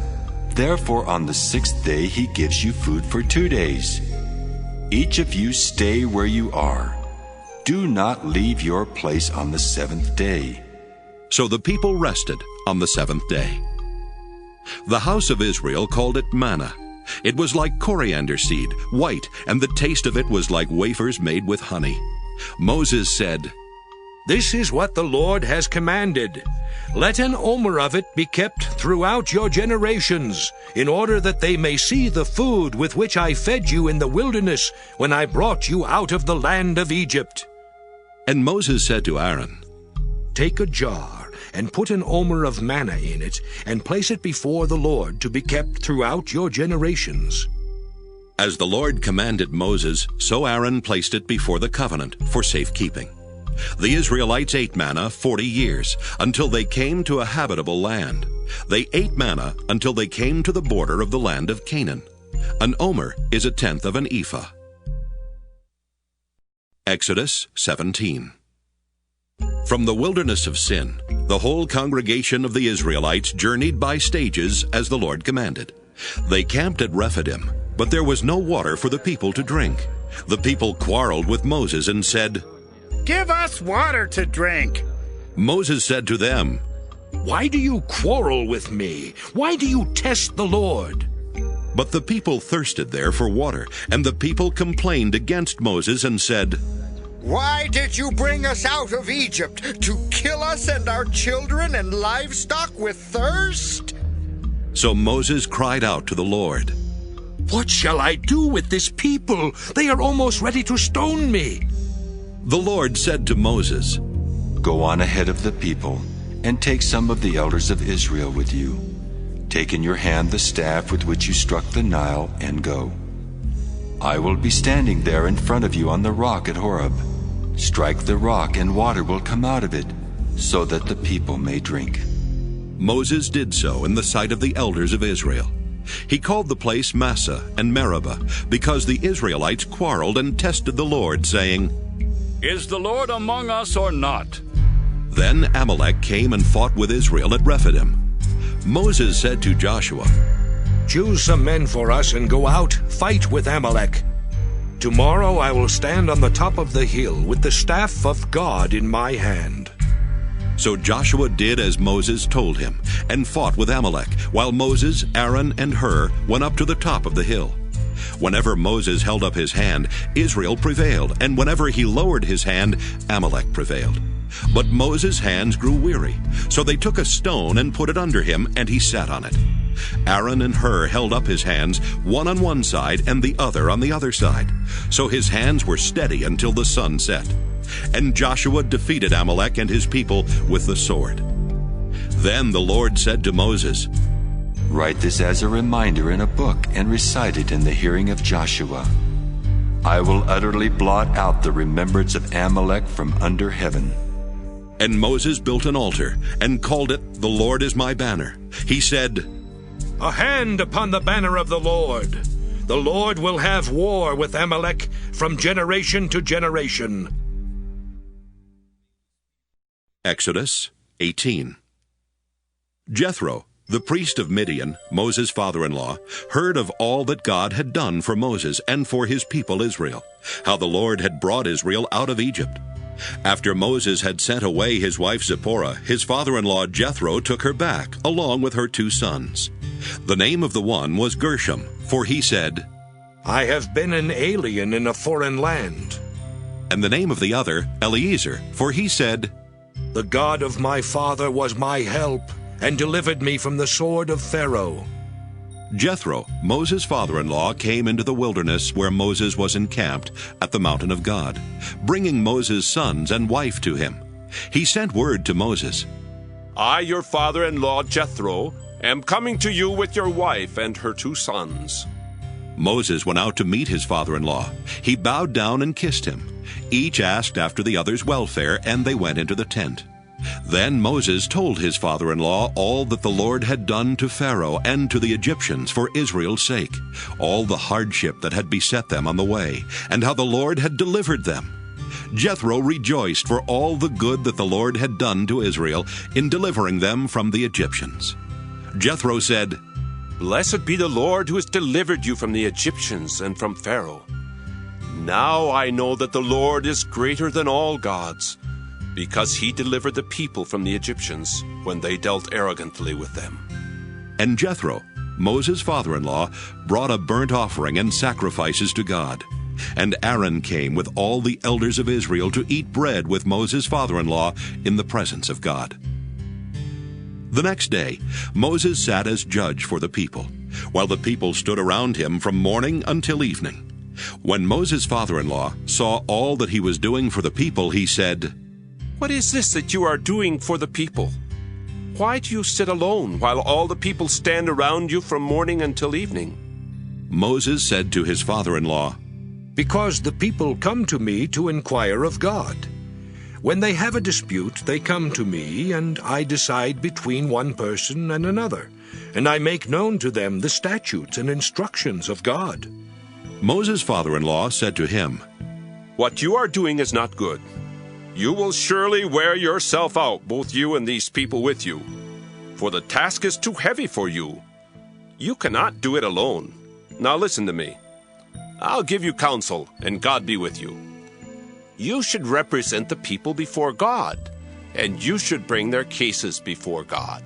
Teach them the statutes and instructions, and make known to them the way they are to go and the things they are to do. You should also look for able men among all the people, men who fear God, are trustworthy, and hate dishonest gain. Set such men over them as officers over thousands, hundreds, 50s, and 10s. Let them sit as judges for the people at all times. Let them bring every important case to you, but decide every minor case themselves. So it will be easier for you, and they will bear the burden with you. If you do this, and God so commands you, then you will be able to endure, and all these people will go to their home in peace. So Moses listened to his father-in-law and did all that he had said. Moses chose able men from all Israel and appointed them as heads over the people, as officers over thousands, hundreds, 50s, and 10s. And they judged the people at all times. Hard cases they brought to Moses, but any minor case they decided themselves. Then Moses let his father-in-law depart, and he went off to his own country. Exodus 19. On the 3rd new moon after the Israelites had gone out of the land of Egypt, on that very day they came into the wilderness of Sinai. They had journeyed from Rephidim, entered the wilderness of Sinai, and camped in the wilderness. Israel camped there in front of the mountain. Then Moses went up to God. The Lord called to him from the mountain, saying, Thus you shall say to the house of Jacob, and tell the Israelites, You have seen what I did to the Egyptians, and how I bore you on eagle's wings and brought you to myself. Now therefore, if you obey my voice and keep my covenant, you shall be my treasured possession out of all the peoples. Indeed, the whole earth is mine, but you shall be for me a priestly kingdom and a holy nation. These are the words that you shall speak to the Israelites. So Moses came, summoned the elders of the people, and set before them all these words that the Lord had commanded him. The people all answered as one. Everything that the Lord has spoken we will do. Moses reported the words of the people to the Lord. Then the Lord said to Moses, I am going to come to you in a dense cloud, in order that the people may hear when I speak with you, and so trust you ever after. When Moses had told the words of the people to the Lord said to Moses, Go to the people and consecrate them today and tomorrow. Have them wash their clothes and prepare for the third day, because on the third day the Lord will come down upon Mount Sinai in the sight of all the people. You shall set limits for the people all around, saying, Be careful not to go up the mountain or to touch the edge of it. Any who touch the mountain shall be put to death. No hand shall touch them, but they shall be stoned or shot with arrows, whether animal or human being, they shall not live. When the trumpet sounds a long blast, they may go up on the mountain. So Moses went down from the mountain to the people. He consecrated the people, and they washed their clothes. And he said to the people, Prepare for the third day. Do not go near a woman. On the morning of the third day, there was thunder and lightning, as well as a thick cloud on the mountain, and a blast of a trumpet so loud that all the people who were in the camp trembled. Moses brought the people out of the camp to meet God. They took their stand at the foot of the mountain. Now Mount Sinai was wrapped in smoke, because the Lord had descended upon it in fire. The smoke went up like the smoke of a kiln, while the whole mountain shook violently. As the blast of the trumpet grew louder and louder, Moses would speak, and God would answer him in thunder. When the Lord descended upon Mount Sinai to the top of the mountain, the Lord summoned Moses to the top of the mountain, and Moses went up. Then the Lord said to Moses, Go down and warn the people not to break through to the Lord to look. Otherwise many of them will perish. Even the priests who approach the Lord must consecrate themselves, or the Lord will break out against them. Moses said to the Lord, The people are not permitted to come up to Mount Sinai. For you yourself warned us, saying, Set limits around the mountain and keep it holy. The Lord said to him, Go down and come up, bringing Aaron with you. But do not let either the priests or the people break through to come up to the Lord. Otherwise he will break out against them. So Moses went down to the people and told them. Exodus 20. Then God spoke all these words. I am the Lord your God, who brought you out of the land of Egypt, out of the house of slavery. You shall have no other gods before me. You shall not make for yourself an idol, whether in the form of anything that is in heaven above, or that is on the earth beneath, or that is in the water under the earth. You shall not bow down to them or worship them, for I, the Lord your God, am a jealous God, punishing children for the iniquity of parents to the third and the fourth generation of those who reject me, but showing steadfast love to the 1,000th generation of those who love me and keep my commandments. You shall not make wrongful use of the name of the Lord your God, for the Lord will not acquit anyone who misuses his name. Remember the Sabbath day and keep it holy. 6 days you shall labor and do all your work. But the 7th day is a Sabbath to the Lord your God. You shall not do any work. You, your son or your daughter, your male or female slave, your livestock, or the alien resident in your towns.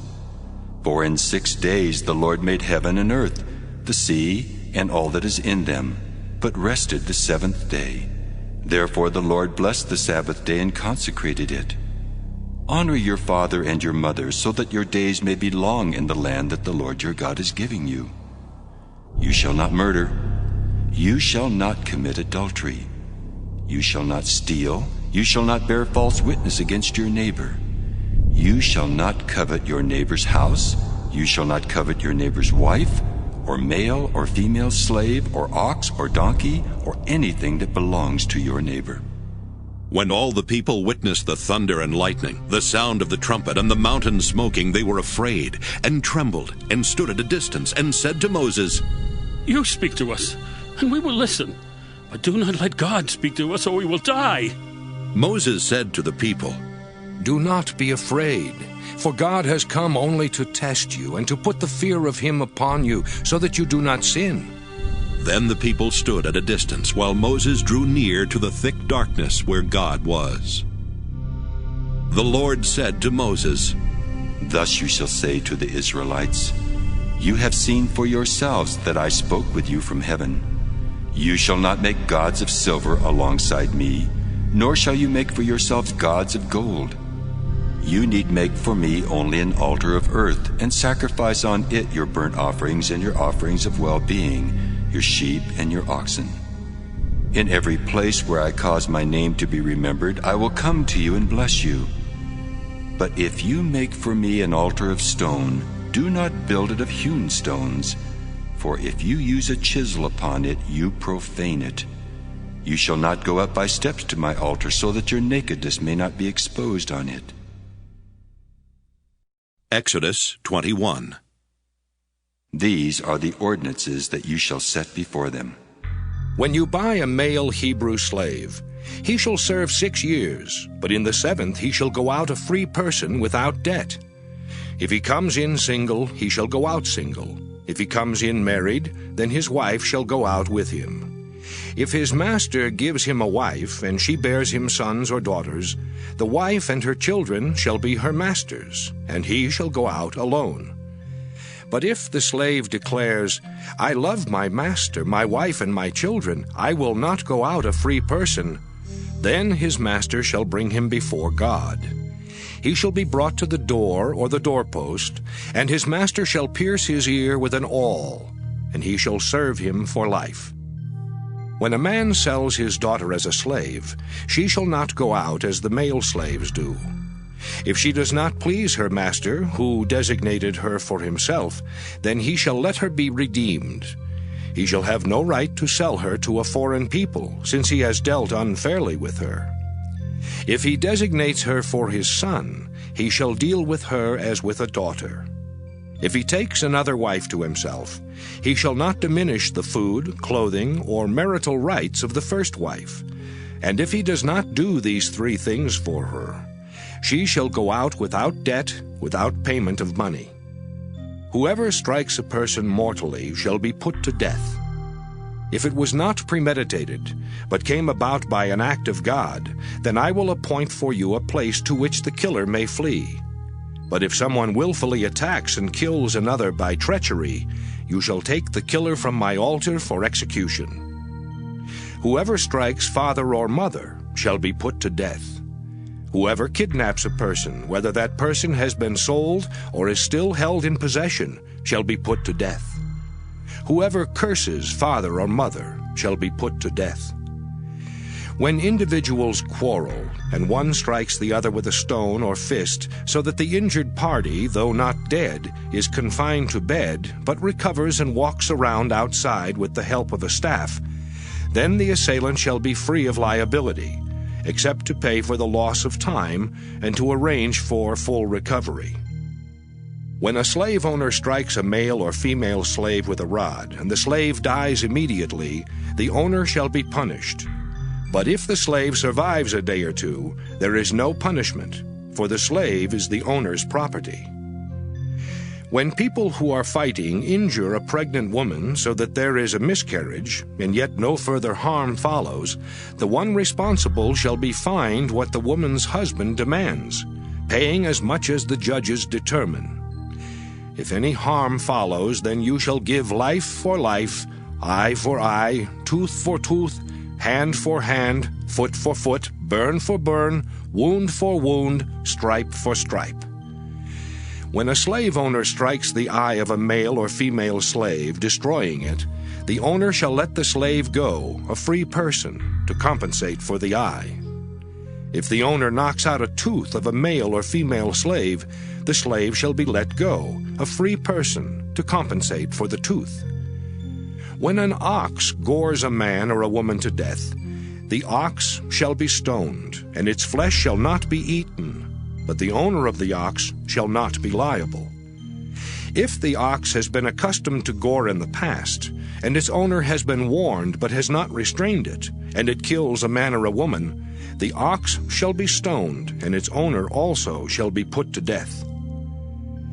If a ransom is imposed on the owner, then the owner shall pay whatever is imposed for the redemption of the victim's life. If it gores a boy or a girl, the owner shall be dealt with according to this same rule. If the ox gores a male or female slave, the owner shall pay to the slave owner 30 shekels of silver, and the ox shall be stoned. If someone leaves a pit open or digs a pit and does not cover it, and an ox or a donkey falls into it, the owner of the pit shall make restitution, giving money to its owner but keeping the dead animal. If someone's ox hurts the ox of another so that it dies, then they shall sell the live ox and divide the price of it, and the dead animal they shall also divide. But if it was known that the ox was accustomed to gore in the past, and its owner has not restrained it, the owner shall restore ox for ox, but keep the dead animal.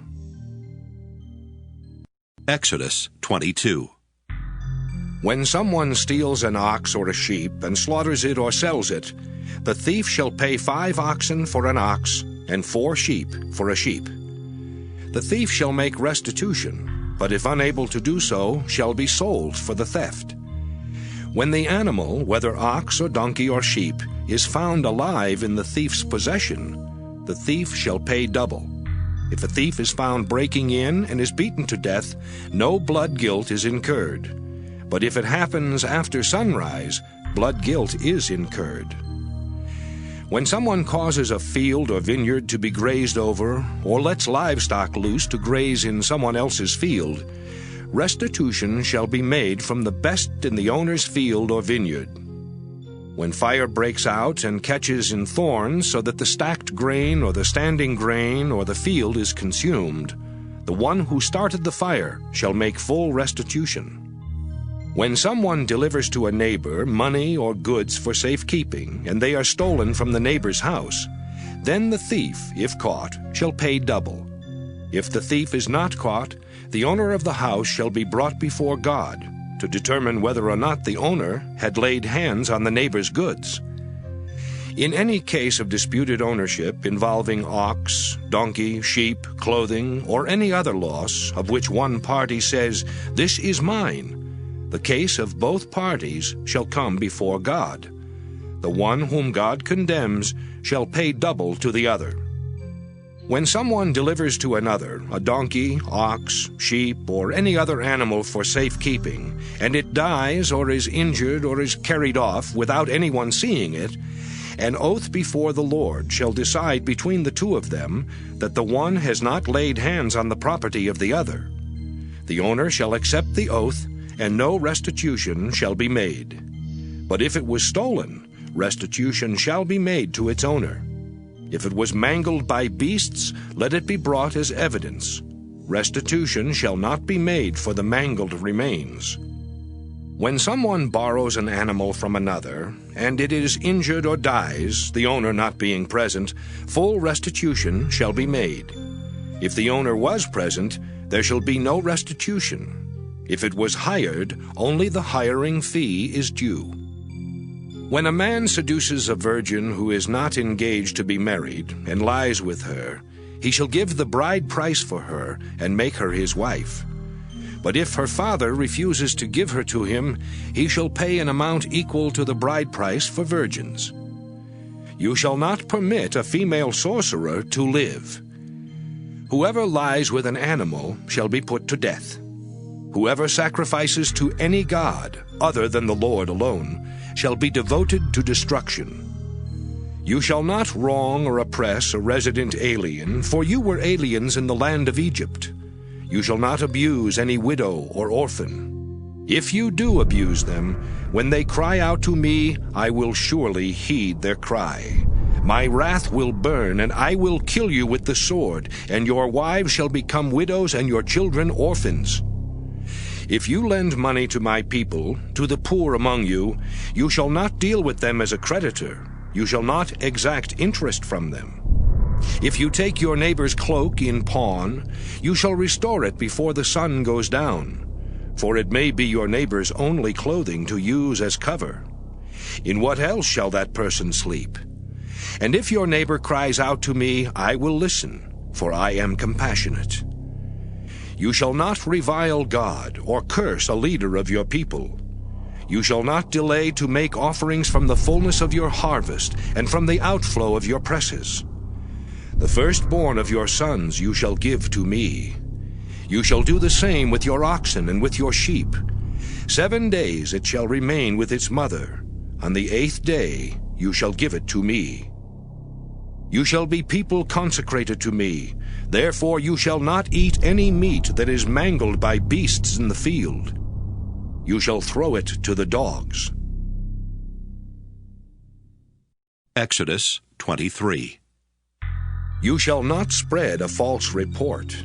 You shall not join hands with the wicked to act as a malicious witness. You shall not follow a majority in wrongdoing. When you bear witness in a lawsuit, you shall not side with the majority so as to pervert justice, nor shall you be partial to the poor in a lawsuit. When you come upon your enemy's ox or donkey going astray, you shall bring it back. When you see the donkey of one who hates you lying under its burden, and you would hold back from setting it free, you must help to set it free. You shall not pervert the justice due to your poor in their lawsuits. Keep far from a false charge, and do not kill the innocent and those in the right, for I will not acquit the guilty. You shall take no bribe, for a bribe blinds the officials and subverts the cause of those who are in the right. You shall not oppress a resident alien. You know the heart of an alien, for you were aliens in the land of Egypt. For 6 years you shall sow your land and gather in its yield. But the 7th year you shall let it rest and lie fallow, so that the poor of your people may eat. And what they leave the wild animals may eat. You shall do the same with your vineyard and with your olive orchard. 6 days you shall do your work, but on the 7th day you shall rest, so that your ox and your donkey may have relief, and your homeborn slave and the resident alien may be refreshed. Be attentive to all that I have said to you. Do not invoke the names of other gods. Do not let them be heard on your lips. 3 times in the year you shall hold a festival for me. You shall observe the festival of unleavened bread. As I commanded you, you shall eat unleavened bread for 7 days at the appointed time in the month of Abib, for in it you came out of Egypt. No one shall appear before me empty-handed. You shall observe the festival of harvest, of the first fruits of your labor, of what you sow in the field. You shall observe the festival of ingathering at the end of the year, when you gather in from the field the fruit of your labor. 3 times in the year all your males shall appear before the Lord God.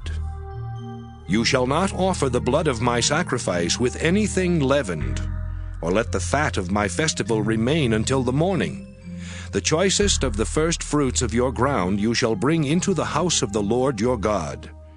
You shall not boil a kid in its mother's milk. I am going to send an angel in front of you to guard you on the way and to bring you to the place that I have prepared.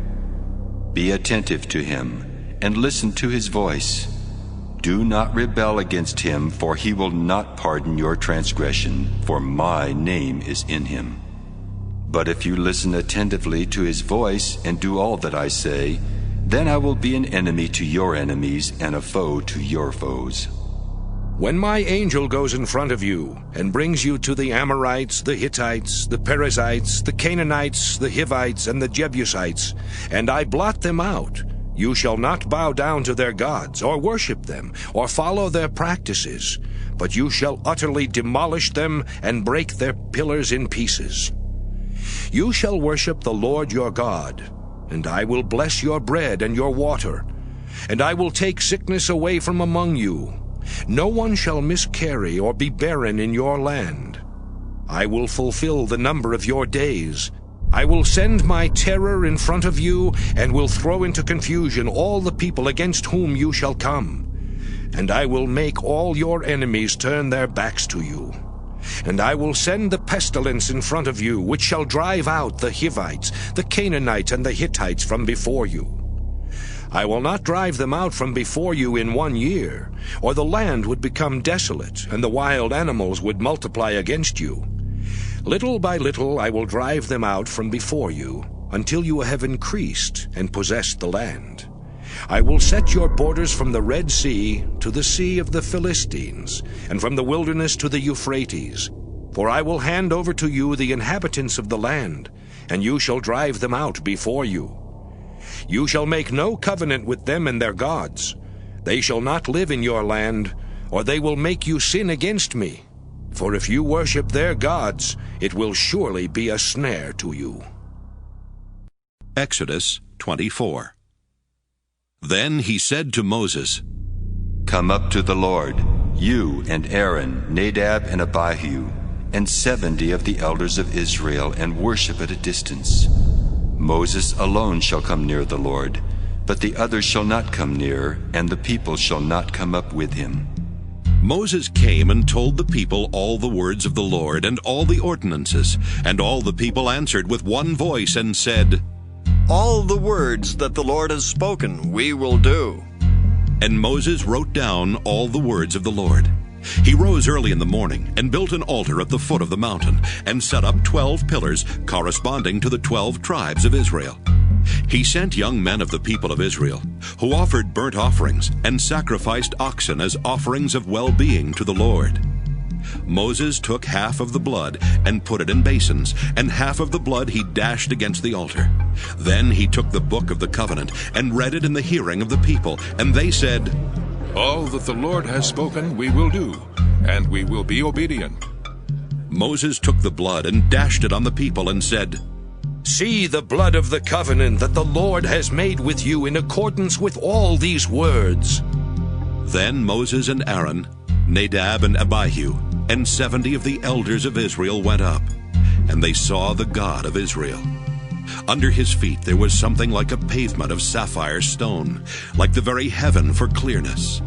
God did not lay his hand on the chief men of the people of Israel. Also they beheld God, and they ate and drank. The Lord said to Moses, Come up to me on the mountain and wait there, and I will give you the tablets of stone with the law and the commandment which I have written for their instruction. So Moses set out with his assistant Joshua, and Moses went up into the mountain of God. To the elders he had said, Wait here for us until we come to you again. For Aaron and Hur are with you. Whoever has a dispute may go to them. Then Moses went up on the mountain, and the cloud covered the mountain. The glory of the Lord settled on Mount Sinai, and the cloud covered it for 6 days. On the 7th day he called to Moses out of the cloud. Now the appearance of the glory of the Lord was like a devouring fire on the top of the mountain in the sight of the people of Israel. Moses entered the cloud and went up on the mountain. Moses was on the mountain for 40 days and 40 nights. Exodus 25. The Lord said to Moses, Tell the Israelites to take from me an offering. From all whose hearts prompt them to give, you shall receive the offering for me. This is the offering that you shall receive from them. Gold, silver, and bronze, blue, purple, and crimson yarns, and fine linen, goat's hair, tanned ram's skins, fine leather, acacia wood, oil for the lamps, spices for the anointing oil and for the fragrant incense, onyx stones and gems to be set in the ephod and for the breastpiece, and have them make me a sanctuary so that I may dwell among them. In accordance with all that I show you concerning the pattern of the tabernacle and of all its furniture, So you shall make it. They shall make an ark of acacia wood. It shall be 2.5 cubits long, 1.5 cubits wide, and 1.5 cubits high. You shall overlay it with pure gold. Inside and outside you shall overlay it, and you shall make a molding of gold upon it all around. You shall cast 4 rings of gold for it, and put them on its 4 feet, 2 rings on the one side of it, and 2 rings on the other side. You shall make poles of acacia wood, and overlay them with gold. And you shall put the poles into the rings on the sides of the ark, by which to carry the ark. The poles shall remain in the rings of the ark. They shall not be taken from it. You shall put into the ark the covenant that I shall give you. Then you shall make a mercy seat of pure gold. 2.5 cubits shall be its length, and 1.5 cubits its width. You shall make 2 cherubim of gold. You shall make them of hammered work at the 2 ends of the mercy seat. Make 1 cherub at the one end, and 1 cherub at the other. Of one piece with the mercy seat you shall make the cherubim at its 2 ends. The cherubim shall spread out their wings above, overshadowing the mercy seat with their wings. They shall face one to another. The faces of the cherubim shall be turned toward the mercy seat. You shall put the mercy seat on the top of the ark, and in the ark you shall put the covenant that I shall give you. There I will meet with you, and from above the mercy seat, from between the 2 cherubim that are on the ark of the covenant. I will deliver to you all my commands for the Israelites. You shall make a table of acacia wood, 2 cubits long, 1 cubit wide, and 1.5 cubits high. You shall overlay it with pure gold, and make a molding of gold around it. You shall make around it a rim 1 handbreadth wide, and a molding of gold around the rim. You shall make for it 4 rings of gold, and fasten the rings to the 4 corners at its 4 legs. The rings that hold the poles used for carrying the table shall be close to the rim. You shall make the poles of acacia wood, and overlay them with gold, and the table shall be carried with these. You shall make its plates and dishes for incense, and its flagons and bowls with which to pour drink offerings. You shall make them of pure gold. And you shall set the bread of the presence on the table before me always. You shall make a lampstand of pure gold. The base and the shaft of the lampstand shall be made of hammered work. Its cups, its calyxes, and its petals shall be of one piece with it. And there shall be 6 branches going out of its sides, 3 branches of the lampstand out of one side of it, and 3 branches of the lampstand out of the other side of it. 3 cups shaped like almond blossoms, each with calyx and petals on one branch, and 3 cups shaped like almond blossoms, each with calyx and petals on the other branch. So for the 6 branches going out of the lampstand. On the lampstand itself there shall be 4 cups shaped like almond blossoms, each with its calyxes and petals. There shall be a calyx of one piece with it under the first pair of branches, a calyx of one piece with it under the next pair of branches, and a calyx of one piece with it under the last pair of branches. So for the 6 branches that go out of the lampstand. Their calyxes and their branches shall be of one piece with it, the whole of it one hammered piece of pure gold. You shall make the 7 lamps for it, and the lamps shall be set up so as to give light on the space in front of it. Its snuffers and trays shall be of pure gold. It and all these utensils shall be made from a talent of pure gold. And see that you make them according to the pattern for them, which is being shown you on the mountain. Exodus 26. Moreover, you shall make the tabernacle with 10 curtains of fine twisted linen and blue, purple, and crimson yarns. You shall make them with cherubim skillfully worked into them. The length of each curtain shall be 28 cubits, and the width of each curtain 4 cubits. All the curtains shall be of the same size.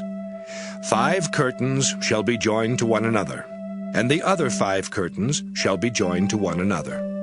You shall make loops of blue on the edge of the outermost curtain in the first set, and likewise you shall make loops on the edge of the outermost curtain in the second set. You shall make 50 loops on the one curtain, and you shall make 50 loops on the edge of the curtain that is in the second set. The loops shall be opposite one another. You shall make 50 clasps of gold, and join the curtains to one another with the clasps, so that the tabernacle may be one whole. You shall also make curtains of goat's hair for a tent over the tabernacle. You shall make 11 curtains. The length of each curtain shall be 30 cubits, and the width of each curtain 4 cubits. The 11 curtains shall be of the same size. You shall join 5 curtains by themselves, and 6 curtains by themselves. And the 6th curtain you shall double over at the front of the tent. You shall make 50 loops on the edge of the curtain that is outermost in one set, and 50 loops on the edge of the curtain that is outermost in the second set. You shall make 50 clasps of bronze, and put the clasps into the loops, and join the tent together, so that it may be one whole. The part that remains of the curtains of the tent, the half curtain that remains, shall hang over the back of the tabernacle. The cubit on the one side and the cubit on the other side of what remains in the length of the curtains of the tent shall hang over the sides of the tabernacle, on this side and that side, to cover it. You shall make for the tent a covering of tanned ram's skins and an outer covering of fine leather. You shall make upright frames of acacia wood for the tabernacle. 10 cubits shall be the length of a frame, and a cubit and a half the width of each frame. There shall be 2 pegs in each frame to fit the frames together. You shall make these for all the frames of the tabernacle. You shall make the frames for the tabernacle, 20 frames for the south side. And you shall make 40 bases of silver under the 20 frames, 2 bases under the first frame for its 2 pegs, and 2 bases under the next frame for its 2 pegs. And for the second side of the tabernacle, on the north side, 20 frames, and there 40 bases of silver, 2 bases under the first frame, and 2 bases under the next frame. And for the rear of the tabernacle westward, you shall make 6 frames. You shall make 2 frames for corners of the tabernacle in the rear. They shall be separate beneath, but joined at the top, at the first ring. It shall be the same with both of them. They shall form the 2 corners. And so there shall be 8 frames with their bases of silver, 16 bases, 2 bases under the first frame, and 2 bases under the next frame. You shall make bars of acacia wood, 5 for the frames of the one side of the tabernacle, and 5 bars for the frames of the other side of the tabernacle, and 5 bars for the frames of the side of the tabernacle at the rear westward. The middle bar, halfway up the frames, shall pass through from end to end. You shall overlay the frames with gold, and shall make their rings of gold to hold the bars, and you shall overlay the bars with gold. Then you shall erect the tabernacle according to the plan for it that you were shown on the mountain. You shall make a curtain of blue, purple, and crimson yarns and of fine twisted linen. It shall be made with cherubim skillfully worked into it. You shall hang it on 4 pillars of acacia overlaid with gold, which have hooks of gold, and rest on 4 bases of silver. You shall hang the curtain under the clasps, and bring the Ark of the Covenant in there within the curtain. And the curtain shall separate for you the holy place from the most holy. You shall put the mercy seat on the Ark of the Covenant in the most holy place. You shall set the table outside the curtain, and the lampstand on the south side of the tabernacle opposite the table. And you shall put the table on the north side. You shall make a screen for the entrance of the tent of blue, purple, and crimson yarns, and of fine twisted linen, embroidered with needlework. You shall make for the screen 5 pillars of acacia, and overlay them with gold. Their hooks shall be of gold, and you shall cast 5 bases of bronze for them. Exodus 27. You shall make the altar of acacia wood, 5 cubits long and 5 cubits wide. The altar shall be square, and it shall be 3 cubits high. You shall make horns for it on its 4 corners. Its horns shall be of one piece with it, and you shall overlay it with bronze. You shall make pots for it to receive its ashes, and shovels and basins and forks and firepans. You shall make all its utensils of bronze. You shall also make for it a grating, a network of bronze. And on the net you shall make 4 bronze rings at its 4 corners. You shall set it under the ledge of the altar, so that the net shall extend halfway down the altar. You shall make poles for the altar, poles of acacia wood, and overlay them with bronze. The poles shall be put through the rings, so that the pole shall be on the 2 sides of the altar when it is carried. You shall make it hollow with boards. They shall be made just as you were shown on the mountain. You shall make the court of the tabernacle. On the south side, the court shall have hangings of fine twisted linen 100 cubits long for that side. Its 20 pillars and their 20 bases shall be of bronze, but the hooks of the pillars and their bands shall be of silver. Likewise for its length on the north side there shall be hangings 100 cubits long. Their pillars 20 and their bases 20 of bronze, but the hooks of the pillars and their bands shall be of silver. For the width of the court on the west side there shall be 50 cubits of hangings, with 10 pillars and 10 bases. The width of the court on the front to the east shall be 50 cubits. There shall be 15 cubits of hangings on the one side, with 3 pillars and 3 bases. There shall be 15 cubits of hangings on the other side, with 3 pillars and 3 bases. For the gate of the court there shall be a screen 20 cubits long, of blue, purple, and crimson yarns, and of fine twisted linen, embroidered with needlework. It shall have 4 pillars, and with them 4 bases. All the pillars around the court shall be banded with silver. Their hooks shall be of silver, and their bases of bronze. The length of the court shall be 100 cubits, the width 50, and the height 5 cubits, with hangings of fine twisted linen and bases of bronze. All the utensils of the tabernacle for every use, and all its pegs and all the pegs of the court shall be of bronze. You shall further command the Israelites to bring you pure oil of beaten olives for the light, so that a lamp may be set up to burn regularly. In the tent of meeting, outside the curtain that is before the covenant, Aaron and his sons shall tend it from evening to morning before the Lord. It shall be a perpetual ordinance to be observed throughout their generations by the Israelites. Exodus 28.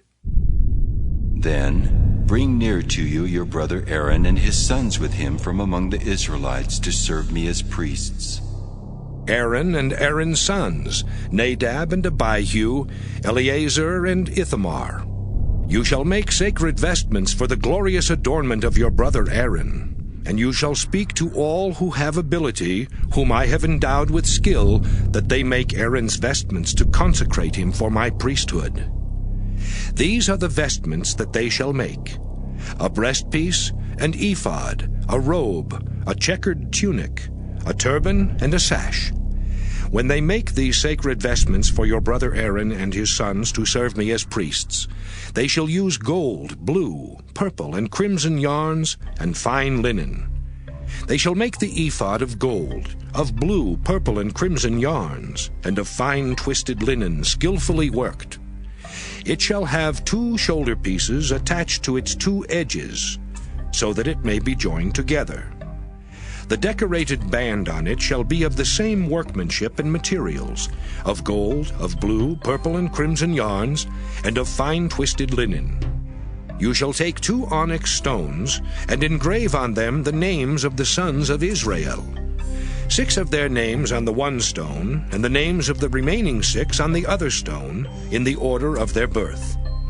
As a gem cutter engraves signets, so you shall engrave the 2 stones with the names of the sons of Israel. You shall mount them in settings of gold filigree.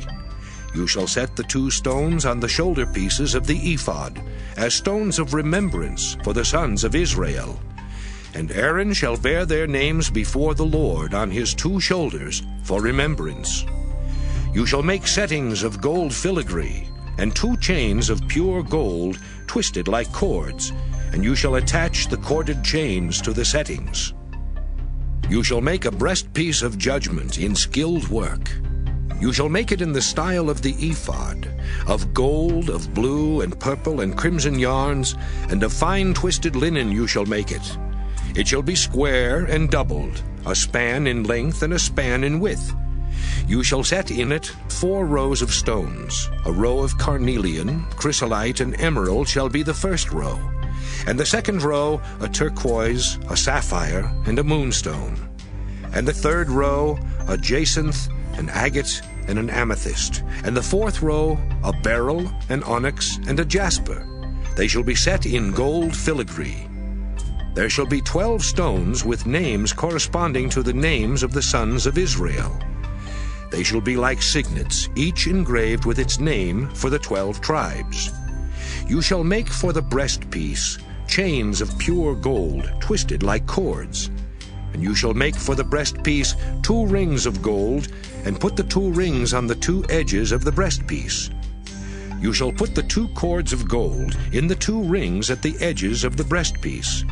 The 2 ends of the 2 cords you shall attach to the 2 settings, and so attach it in front to the shoulder pieces of the ephod. You shall make 2 rings of gold, and put them at the 2 ends of the breastpiece, on its inside edge next to the ephod. You shall make 2 rings of gold, and attach them in front to the lower part of the 2 shoulder pieces of the ephod, at its joining above the decorated band of the ephod. The breastpiece shall be bound by its rings to the rings of the ephod with a blue cord, so that it may lie on the decorated band of the ephod, and so that the breastpiece shall not come loose from the ephod.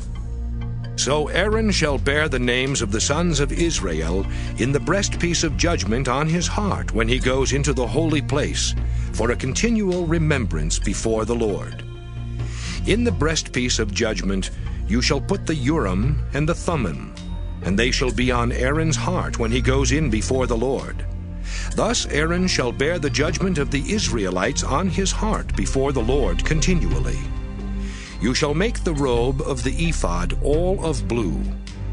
It shall have an opening for the head in the middle of it, with a woven binding around the opening, like the opening in a coat of mail, so that it may not be torn. On its lower hem you shall make pomegranates of blue, purple, and crimson yarns, all around the lower hem, with bells of gold between them all around. A golden bell and a pomegranate alternating all around the lower hem of the robe. Aaron shall wear it when he ministers, and its sound shall be heard when he goes into the holy place before the Lord, and when he comes out, so that he may not die. You shall make a rosette of pure gold, and engrave on it, like the engraving of a signet, Holy to the Lord. You shall fasten it on the turban with a blue cord. It shall be on the front of the turban. It shall be on Aaron's forehead, and Aaron shall take on himself any guilt incurred in the holy offering that the Israelites consecrate as their sacred donations. It shall always be on his forehead, in order that they may find favor before the Lord. You shall make the checkered tunic of fine linen, and you shall make a turban of fine linen, and you shall make a sash embroidered with needlework. For Aaron's sons you shall make tunics and sashes and headdresses. You shall make them for their glorious adornment. You shall put them on your brother Aaron, and on his sons with him, and shall anoint them, and ordain them, and consecrate them, so that they may serve me as priests. You shall make for them linen undergarments to cover their naked flesh. They shall reach from the hips to the thighs. Aaron and his sons shall wear them when they go into the tent of meeting, or when they come near the altar to minister in the holy place. Or they will bring guilt on themselves and die. This shall be a perpetual ordinance for him and for his descendants after him. Exodus 29. Now this is what you shall do to them to consecrate them, so that they may serve me as priests. Take 1 young bull and 2 rams without blemish, and unleavened bread, unleavened cakes mixed with oil, and unleavened wafers spread with oil. You shall make them of choice wheat flour. You shall put them in 1 basket, and bring them in the basket, and bring the bull and the 2 rams. You shall bring Aaron and his sons to the entrance of the tent of meeting, and wash them with water. Then you shall take the vestments, and put on Aaron the tunic, and the robe of the ephod, and the breastpiece, and gird him with the decorated band of the ephod. And you shall set the turban on his head, and put the holy diadem on the turban. You shall take the anointing oil, and pour it on his head, and anoint him. Then you shall bring his sons, and put tunics on them, and you shall gird them with sashes, and tie headdresses on them. And the priesthood shall be theirs by a perpetual ordinance. You shall then ordain Aaron and his sons. You shall bring the bull in front of the tent of meeting. Aaron and his sons shall lay their hands on the head of the bull, and you shall slaughter the bull before the Lord at the entrance of the tent of meeting, and shall take some of the blood of the bull, and put it on the horns of the altar with your finger. And all the rest of the blood you shall pour out at the base of the altar. You shall take all the fat that covers the entrails, and the appendage of the liver, and the 2 kidneys with the fat that is on them, and turn them into smoke on the altar. But the flesh of the bull, and its skin, and its dung, you shall burn with fire outside the camp. It is a sin offering. Then you shall take 1 of the rams, and Aaron and his son shall lay their hands on the head of the ram, and you shall slaughter the ram, and shall take its blood and dash it against all sides of the altar. Then you shall cut the ram into its parts, and wash its entrails and its legs, and put them with its parts and its head, and turn the whole ram into smoke on the altar. It is a burnt offering to the Lord. It is a pleasing odor, an offering by fire to the Lord. You shall take the other ram, and Aaron and his sons shall lay their hands on the head of the ram, and you shall slaughter the ram, and take some of its blood, and put it on the lobe of Aaron's right ear, and on the lobes of the right ears of his sons, and on the thumbs of their right hands, and on the big toes of their right feet, and dash the rest of the blood against all sides of the altar. Then you shall take some of the blood that is on the altar, and some of the anointing oil, and sprinkle it on Aaron and his vestments, and on his sons and his sons' vestments with him. Then he and his vestments shall be holy, as well as his sons and his sons' vestments. You shall also take the fat of the ram, the fat tail, the fat that covers the entrails, the appendage of the liver, the 2 kidneys with the fat that is on them, and the right thigh, for it is a ram of ordination. And 1 loaf of bread, 1 cake of bread made with oil, and 1 wafer out of the basket of unleavened bread that is before the Lord. And you shall place all these on the palms of Aaron, and on the palms of his sons, and raise them as an elevation offering before the Lord. Then you shall take them from their hands, and turn them into smoke on the altar on top of the burnt offering of pleasing odor before the Lord. It is an offering by fire to the Lord. You shall take the breast of the ram of Aaron's ordination, and raise it as an elevation offering before the Lord, and it shall be your portion. You shall consecrate the breast that was raised as an elevation offering, and the thigh that was raised as an elevation offering from the ram of ordination, from that which belonged to Aaron and his sons. These things shall be a perpetual ordinance for Aaron and his sons from the Israelites, for this is an offering, and it shall be an offering by the Israelites from their sacrifice of offerings of well-being, their offering to the Lord. The sacred vestments of Aaron shall be passed on to his sons after him. They shall be anointed in them and ordained in them. The son who is priest in his place shall wear them 7 days when he comes into the tent of meeting to minister in the holy place. You shall take the ram of ordination and boil its flesh in a holy place, and Aaron and his sons shall eat the flesh of the ram, and the bread that is in the basket at the entrance of the tent of meeting. They themselves shall eat the food by which atonement is made, to ordain and consecrate them, but no one else shall eat of them, because they are holy. If any of the flesh for the ordination or of the bread remains until the morning, then you shall burn the remainder with fire. It shall not be eaten, because it is holy. Thus you shall do to Aaron and to his sons just as I have commanded you. Through 7 days you shall ordain them. Also every day you shall offer a bull as a sin offering for atonement. Also you shall offer a sin offering for the altar when you make atonement for it, and shall anoint it to consecrate it.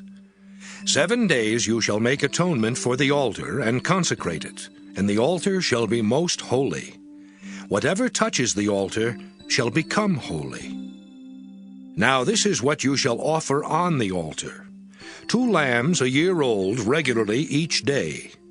1 lamb you shall offer in the morning, and the other lamb you shall offer in the evening.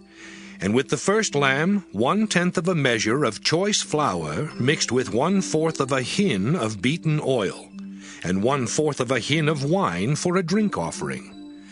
And the other lamb you shall offer in the evening, and shall offer with it a grain offering and its drink offering, as in the morning, for a pleasing odor, an offering by fire to the Lord. It shall be a regular burnt offering throughout your generations at the entrance of the tent of meeting before the Lord, where I will meet with you to speak to you there. I will meet with the Israelites there, and it shall be sanctified by my glory. I will consecrate the tent of meeting and the altar. Aaron also and his sons I will consecrate to serve me as priests. I will dwell among the Israelites, and I will be their God. And they shall know that I am the Lord their God, who brought them out of the land of Egypt, that I might dwell among them. I am the Lord their God. Exodus 30. You shall make an altar on which to offer incense. You shall make it of acacia wood. It shall be 1 cubit long and 1 cubit wide. It shall be square and shall be 2 cubits high. Its horns shall be of 1 piece with it. You shall overlay it with pure gold, its top and its sides all around, and its horns. And you shall make for it a molding of gold all around. And you shall make 2 golden rings for it. Under its molding, on 2 opposite sides of it, you shall make them, and they shall hold the poles with which to carry it. You shall make the poles of acacia wood, and overlay them with gold. You shall place it in front of the curtain that is above the Ark of the Covenant, in front of the mercy seat that is over the covenant, where I will meet with you. Aaron shall offer fragrant incense on it. Every morning when he dresses the lamps, he shall offer it. And when Aaron sets up the lamps in the evening, he shall offer it, a regular incense offering before the Lord throughout your generations. You shall not offer unholy incense on it, or a burnt offering or a grain offering, and you shall not pour a drink offering on it. Once a year Aaron shall perform the rite of atonement on its horns. Throughout your generations he shall perform the atonement for it once a year with the blood of the atoning sin offering. It is most holy to the Lord. The Lord spoke to Moses. When you take a census of the Israelites to register them, at registration all of them shall give a ransom for their lives to the Lord, so that no plague may come upon them for being registered. This is what each one who is registered shall give: half a shekel according to the shekel of the sanctuary. The shekel is 20 gerahs. Half a shekel as an offering to the Lord. Each one who is registered, from 20 years old and upward, shall give the Lord's offering. The rich shall not give more, and the poor shall not give less than the half shekel, when you bring this offering to the Lord to make atonement for your lives. You shall take the atonement money from the Israelites, and shall designate it for the service of the tent of meeting. Before the Lord it will be a reminder to the Israelites of the ransom given for your lives. The Lord spoke to Moses. You shall make a bronze basin with a bronze stand for washing. You shall put it between the tent of meeting and the altar, and you shall put water in it. With the water Aaron and his sons shall wash their hands and their feet. When they go into the tent of meeting, or when they come near the altar to minister, to make an offering by fire to the Lord, they shall wash with water, so that they may not die. They shall wash their hands and their feet, so that they may not die. It shall be a perpetual ordinance for them, for him and for his descendants throughout their generations. The Lord spoke to Moses. Take the finest spices, of liquid myrrh 500 shekels, and of sweet-smelling cinnamon half as much, that is 250, and 250 of aromatic cane, and 500 of cassia, measured by the sanctuary shekel, and a hin of olive oil. And you shall make of these a sacred anointing oil, blended as by the perfumer. It shall be a holy anointing oil. With it you shall anoint the tent of meeting, and the ark of the covenant, and the table and all its utensils, and the lampstand and its utensils, and the altar of incense, and the altar of burnt offering with all its utensils, and the basin with its stand. You shall consecrate them, so that they may be most holy. Whatever touches them will become holy. You shall anoint Aaron and his sons, and consecrate them in order that they may serve me as priests. You shall say to the Israelites, This shall be my holy anointing oil throughout your generations. It shall not be used in any ordinary anointing of the body, and you shall make no other like it in composition. It is holy, and it shall be holy to you. Whoever compounds any like it, or whoever puts any of it on an unqualified person, shall be cut off from the people. The Lord said to Moses, Take sweet spices, stacte, and onycha and galbanum, sweet spices, with pure frankincense, an equal part of each, and make an incense blended as by the perfumer, seasoned with salt, pure and holy. And you shall beat some of it into powder, and put part of it before the covenant in the tent of meeting, where I shall meet with you. It shall be for you most holy. When you make incense according to this composition, you shall not make it for yourselves. It shall be regarded by you as holy to the Lord. Whoever makes any like it to use as perfume shall be cut off from the people.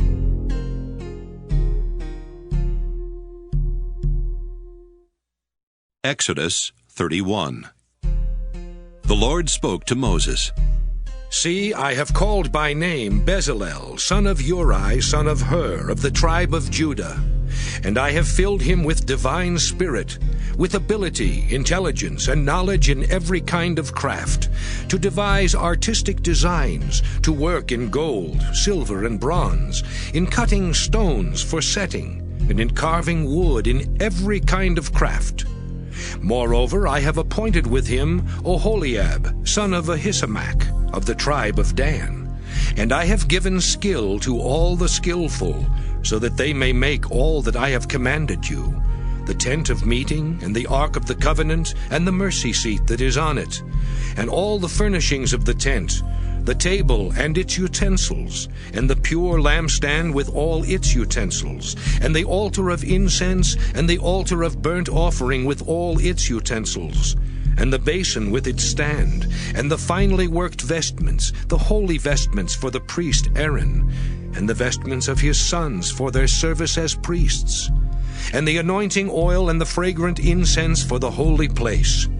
They shall do just as I have commanded you. The Lord said to Moses, You yourself are to speak to the Israelites. You shall keep my Sabbaths, for this is a sign between me and you throughout your generations, given in order that you may know that I, the Lord, sanctify you. You shall keep the Sabbath, because it is holy for you. Everyone who profanes it shall be put to death. Whoever does any work on it shall be cut off from among the people. 6 days shall work be done, but the seventh day is a Sabbath of solemn rest, holy to the Lord. Whoever does any work on the Sabbath day shall be put to death.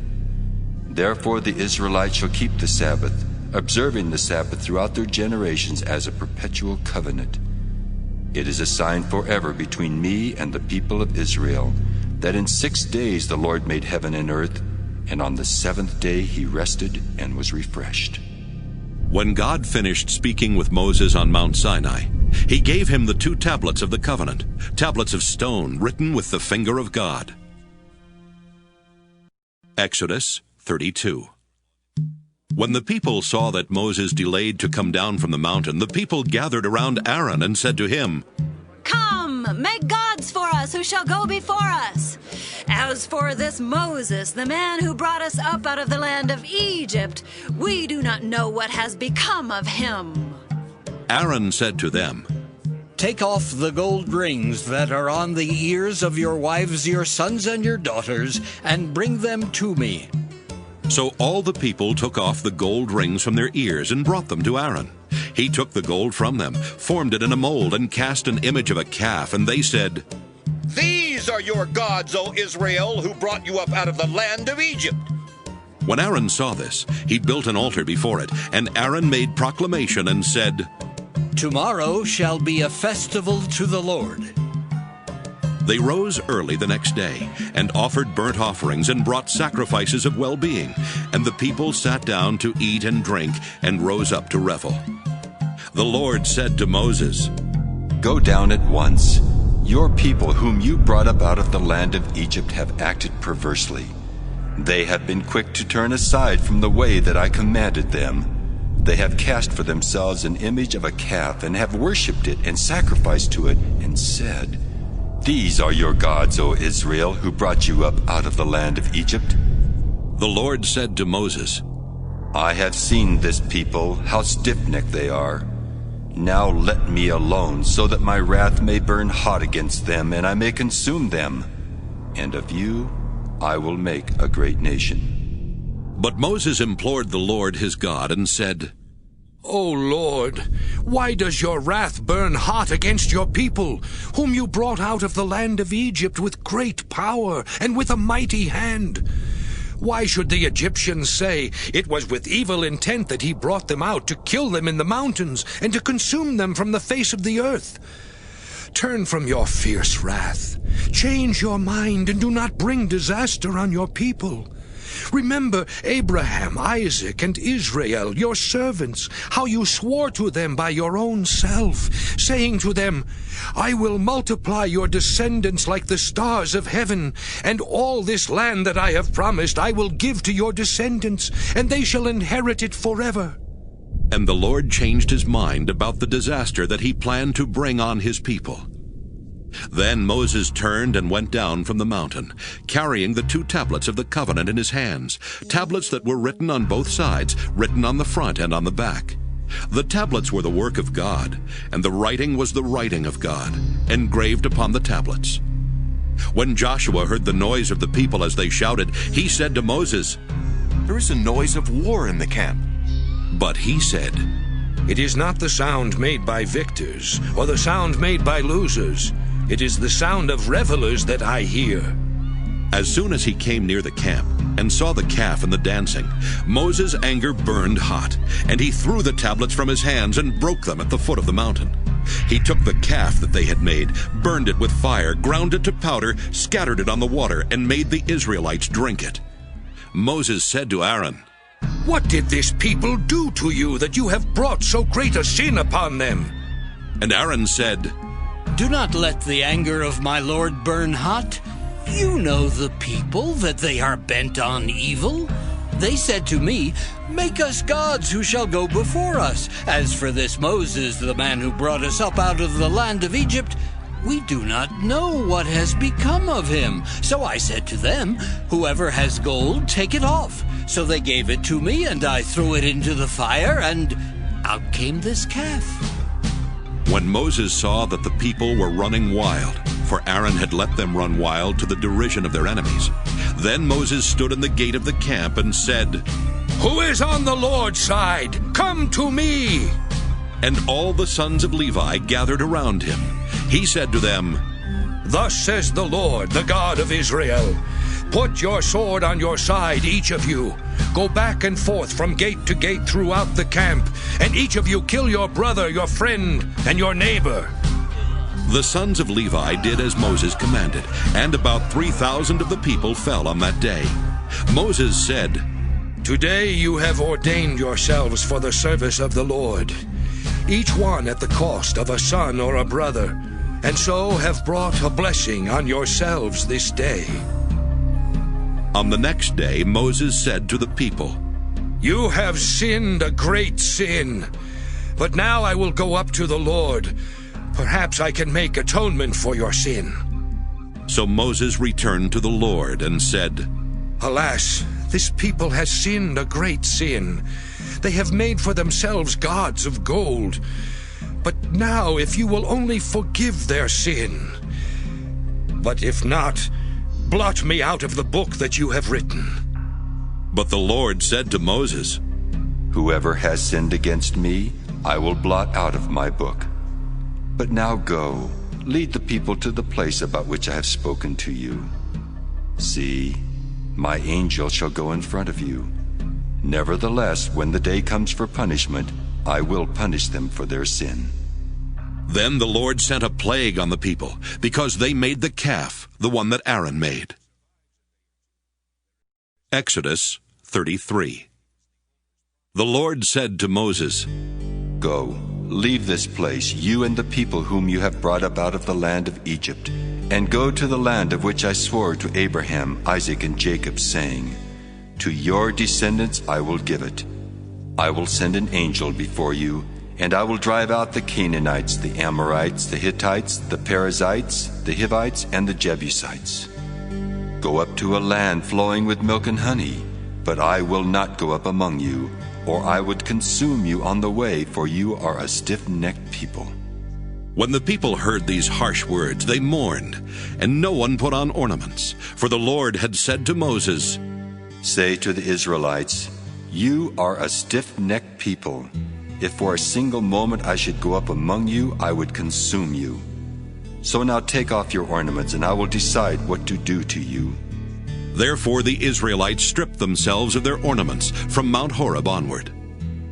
Now Moses used to take the tent and pitch it outside the camp, far off from the camp. He called it the tent of meeting.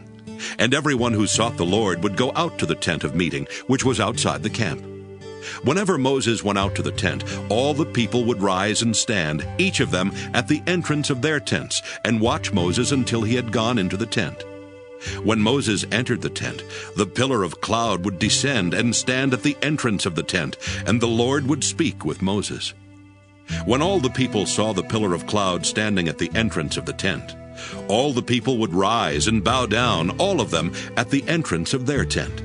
Thus the Lord used to speak to Moses face to face, as one speaks to a friend. Then he would return to the camp, but his young assistant Joshua, son of Nun, would not leave the tent.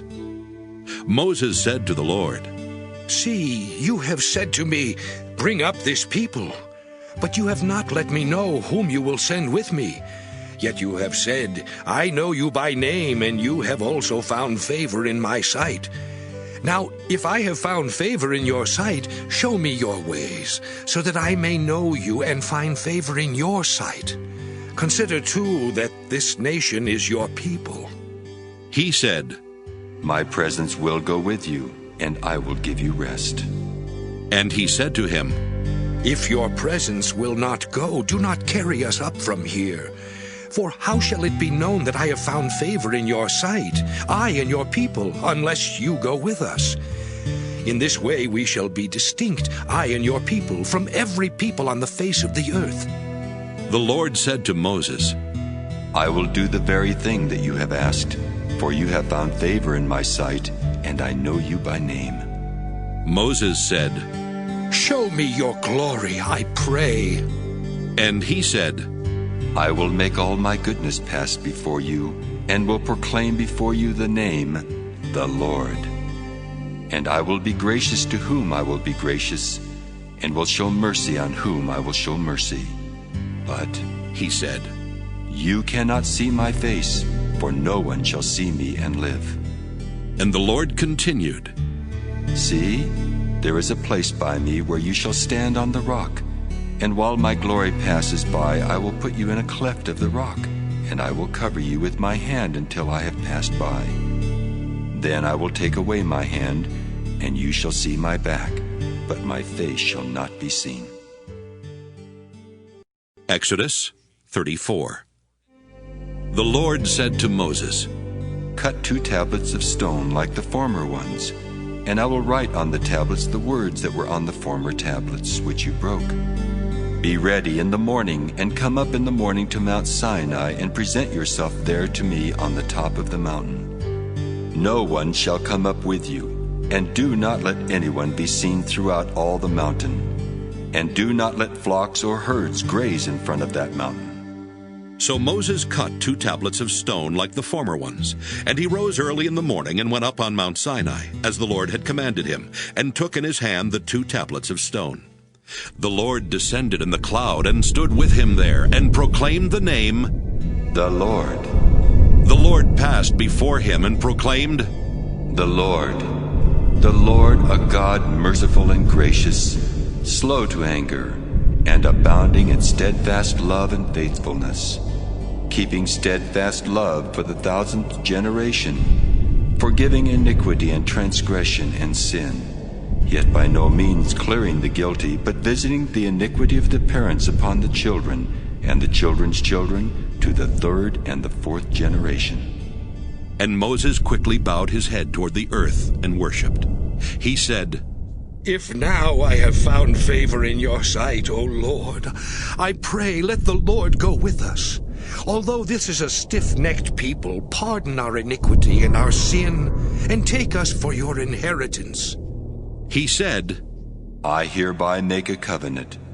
Before all your people I will perform marvels, such as have not been performed in all the earth, or in any nation. And all the people among whom you live shall see the work of the Lord, for it is an awesome thing that I will do with you. Observe what I command you today. See, I will drive out before you the Amorites, the Canaanites, the Hittites, the Perizzites, the Hivites, and the Jebusites. Take care not to make a covenant with the inhabitants of the land to which you are going, or it will become a snare among you. You shall tear down their altars, break their pillars, and cut down their sacred poles. For you shall worship no other God, because the Lord, whose name is jealous, is a jealous God. You shall not make a covenant with the inhabitants of the land, for when they prostitute themselves to their gods and sacrifice to their gods, someone among them will invite you, and you will eat of the sacrifice. And you will take wives from among their daughters for your sons, and their daughters who prostitute themselves to their gods will make your sons also prostitute themselves to their gods. You shall not make cast idols. You shall keep the festival of unleavened bread. 7 days you shall eat unleavened bread, as I commanded you, at the time appointed in the month of Abib. For in the month of Abib you came out from Egypt. All that first opens the womb is mine. All your male livestock, the firstborn of cow and sheep, the firstborn of a donkey you shall redeem with a lamb. Or if you will not redeem it, you shall break its neck. All the firstborn of your sons you shall redeem. No one shall appear before me empty-handed. 6 days you shall work, but on the 7th day you shall rest. Even in plowing time and in harvest time you shall rest. You shall observe the festival of weeks, the first fruits of wheat harvest, and the festival of ingathering at the turn of the year. 3 times in the year all your males shall appear before the Lord God, the God of Israel. For I will cast out nations before you and enlarge your borders. No one shall covet your land when you go up to appear before the Lord your God 3 times in the year. You shall not offer the blood of my sacrifice with leaven, and the sacrifice of the festival of the Passover shall not be left until the morning. The best of the first fruits of your ground you shall bring to the house of the Lord your God. You shall not boil a kid in its mother's milk.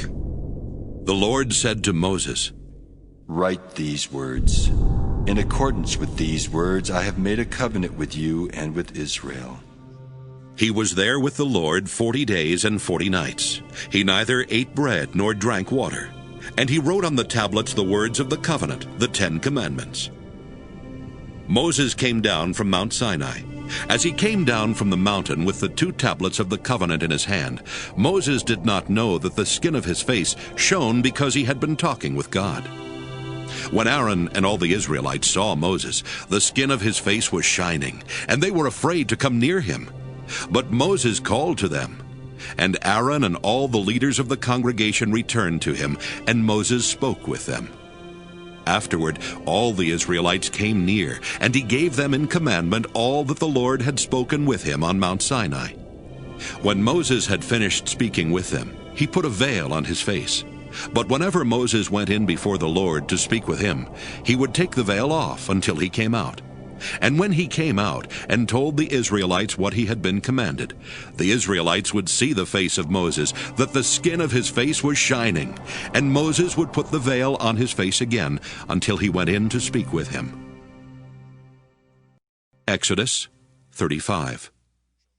Moses assembled all the congregation of the Israelites and said to them, "These are the things that the Lord has commanded you to do. 6 days shall work be done, but on the 7th day you shall have a holy Sabbath of solemn rest to the Lord. Whoever does any work on it shall be put to death. You shall kindle no fire in all your dwellings on the Sabbath day." Moses said to all the congregation of the Israelites, "This is the thing that the Lord has commanded. Take from among you an offering to the Lord. Let whoever is of a generous heart bring the Lord's offering: gold, silver, and bronze, blue, purple, and crimson yarns, and fine linen, goat's hair, tanned ram's skins, and fine leather, acacia wood, oil for the light, spices for the anointing oil and for the fragrant incense, and onyx stones and gems to be set in the ephod and the breastpiece. All who are skillful among you shall come and make all that the Lord has commanded: the tabernacle, its tent and its covering, its clasps and its frames, its bars, its pillars and its bases, the ark with its poles, the mercy seat and the curtain for the screen, the table with its poles and all its utensils, and the bread of the presence. The lampstand also for the light, with its utensils and its lamps, and the oil for the light, and the altar of incense with its poles, and the anointing oil and the fragrant incense, and the screen for the entrance of the tabernacle, the altar of burnt offering with its grating of bronze, its poles, and all its utensils, the basin with its stand, the hangings of the court, its pillars and its bases, and the screen for the gate of the court, the pegs of the tabernacle and the pegs of the court, and their cords, the finely worked vestments for ministering in the holy place, the holy vestments for the priest Aaron, and the vestments of his sons for their service as priests. Then all the congregation of the Israelites withdrew from the presence of Moses. And they came, everyone whose heart was stirred, and everyone whose spirit was willing, and brought the Lord's offering to be used for the tent of meeting, and for all its service, and for the sacred vestments. So they came, both men and women. All who were of a willing heart brought brooches and earrings and signet rings and pendants, all sorts of gold objects, everyone bringing an offering of gold to the Lord. And everyone who possessed blue or purple or crimson yarn, or fine linen, or goat's hair, or tanned ram skins, or fine leather, brought them. Everyone who could make an offering of silver or bronze brought it as the Lord's offering. And everyone who possessed acacia wood of any use in the work brought it. All the skillful women spun with their hands, and brought what they had spun in blue and purple and crimson yarns and fine linen. All the women whose hearts moved them to use their skill spun the goat's hair. And the leaders brought onyx stones and gems to be set in the ephod and the breastpiece, and spices and oil for the light and for the anointing oil and for the fragrant incense. All the Israelite men and women whose hearts made them willing to bring anything for the work that the Lord had commanded by Moses to be done, brought it as a freewill offering to the Lord. Then Moses said to the Israelites, See, the Lord has called by name Bezalel, son of Uri, son of Hur, of the tribe of Judah. He has filled him with divine spirit, with skill, intelligence, and knowledge in every kind of craft, to devise artistic designs, to work in gold, silver, and bronze, in cutting stones for setting, and in carving wood in every kind of craft. And he has inspired him to teach, both him and Aholiab, son of Ahisamach of the tribe of Dan. He has filled them with skill to do every kind of work done by an artisan, or by a designer, or by an embroiderer in blue, purple, and crimson yarns, and in fine linen, or by a weaver, by any sort of artisan or skilled designer. Exodus 36. Bezalel and Aholiab and every skillful one to whom the Lord has given skill and understanding to know how to do any work in the construction of the sanctuary shall work in accordance with all that the Lord has commanded. Moses then called Bezalel and Aholiab, and every skillful one to whom the Lord had given skill, every one whose heart was stirred to come to do the work. And they received from Moses all the freewill offerings that the Israelites had brought for doing the work on the sanctuary.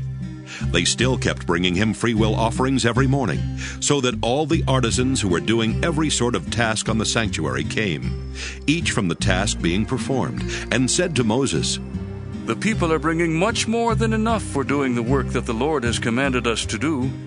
So Moses gave command, and word was proclaimed throughout the camp.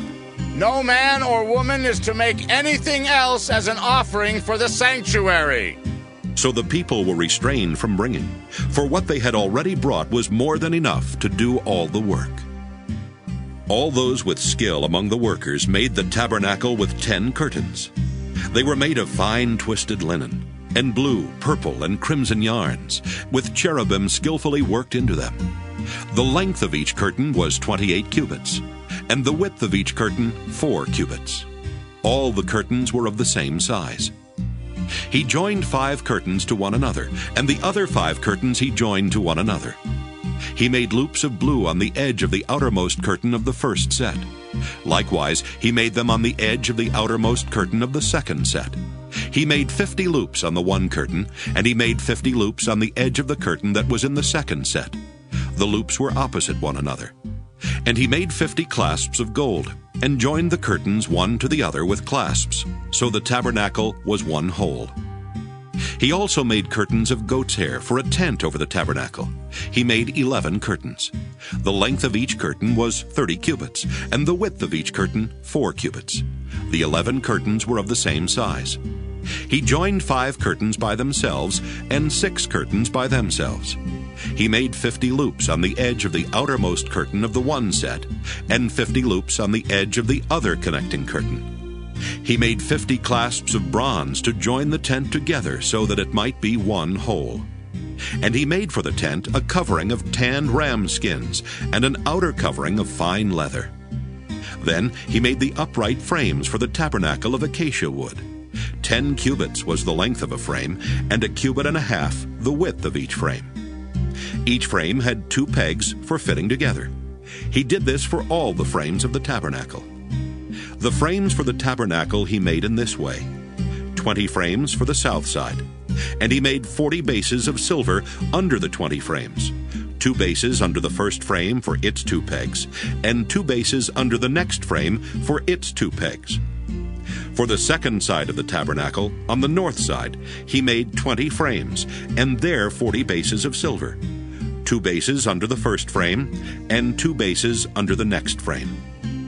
For the rear of the tabernacle, westward, he made 6 frames.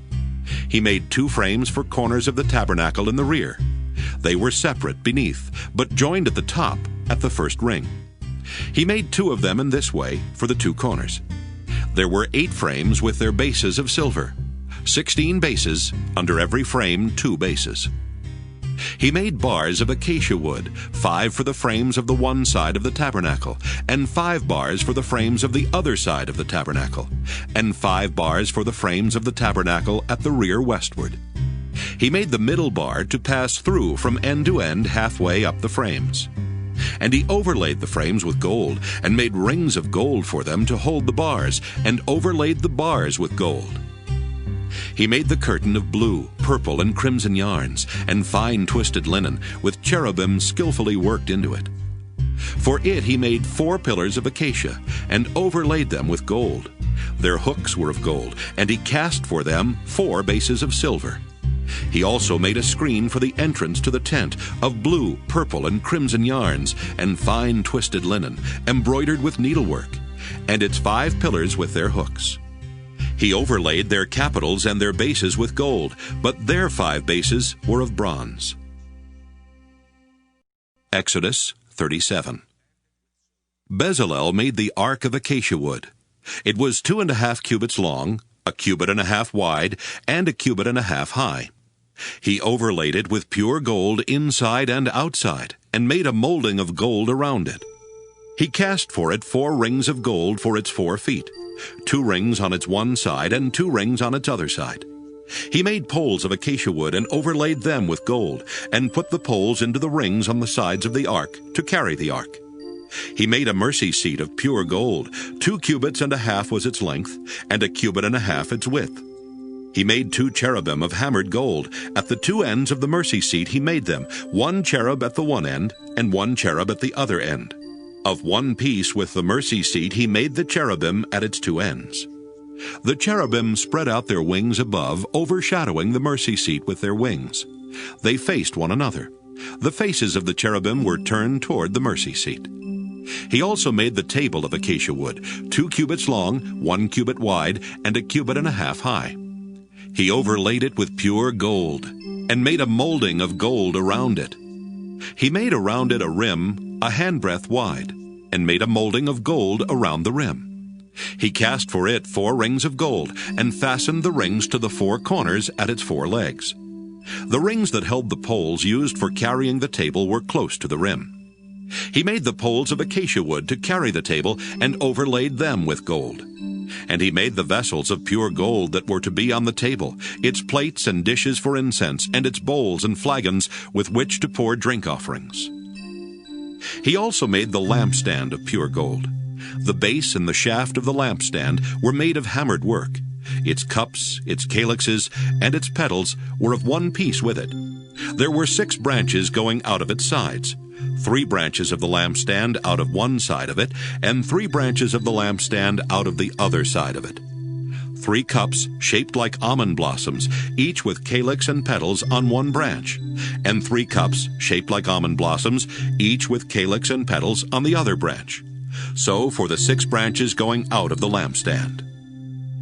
On the lampstand itself there were 4 cups shaped like almond blossoms, each with its calyxes and petals. There was a calyx of one piece with it under the first pair of branches, a calyx of one piece with it under the next pair of branches, and a calyx of one piece with it under the last pair of branches. Their calyxes and their branches were of one piece with it, the whole of it one hammered piece of pure gold. He made it 7 lamps, and its snuffers, and its trays of pure gold. He made it and all its utensils of a talent of pure gold. He made the altar of incense of acacia wood, 1 cubit long and 1 cubit wide. It was square and was 2 cubits high. Its horns were of one piece with it. He overlaid it with pure gold, its top and its sides all around, and its horns. And he made for it a molding of gold all around, and made 2 golden rings for it under its molding, on 2 opposite sides of it, to hold the poles with which to carry it. And he made the poles of acacia wood, and overlaid them with gold. He made the holy anointing oil also, and the pure fragrant incense blended as by the perfumer. Exodus 38. He made the altar of burnt offering also of acacia wood. It was 5 cubits long and 5 cubits wide. It was square and 3 cubits high. He made horns for it on its 4 corners. Its horns were of one piece with it, and he overlaid it with bronze. He made all the utensils of the altar, the pots, the shovels, the basins, the forks, and the fire pans. All its utensils he made of bronze. He made for the altar a grating, a network of bronze under its ledge extending halfway down. He cast 4 rings on the 4 corners of the bronze grating to hold the poles. He made the poles of acacia wood and overlaid them with bronze. And he put the poles through the rings on the sides of the altar to carry it with them. He made it hollow with boards. He made the basin of bronze with its stand of bronze from the mirrors of the women who served at the entrance to the tent of meeting. He made the court. For the south side, the hangings of the court were of fine twisted linen, 100 cubits long. Its 20 pillars and their 20 bases were of bronze, but the hooks of the pillars and their bands were of silver. For the north side, there were hangings 100 cubits long. Its 20 pillars and their 20 bases were of bronze, but the hooks of the pillars and their bands were of silver. For the west side, there were hangings 50 cubits long, with 10 pillars and 10 bases. The hooks of the pillars and their bands were of silver. And for the front to the east, 50 cubits. The hangings for one side of the gate were 15 cubits, with 3 pillars and 3 bases. And so for the other side, on each side of the gate of the court were hangings of 15 cubits, with 3 pillars and 3 bases. All the hangings around the court were of fine twisted linen. The bases for the pillars were of bronze, but the hooks of the pillars and their bands were of silver. The overlaying of their capitals was also of silver, and all the pillars of the court were banded with silver.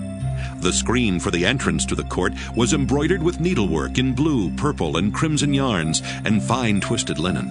It was 20 cubits long, and along the width of it 5 cubits high, corresponding to the hangings of the court. There were 4 pillars, their 4 bases were of bronze, their hooks of silver, and the overlaying of their capitals and their bands of silver. All the pegs for the tabernacle and for the court all around were of bronze.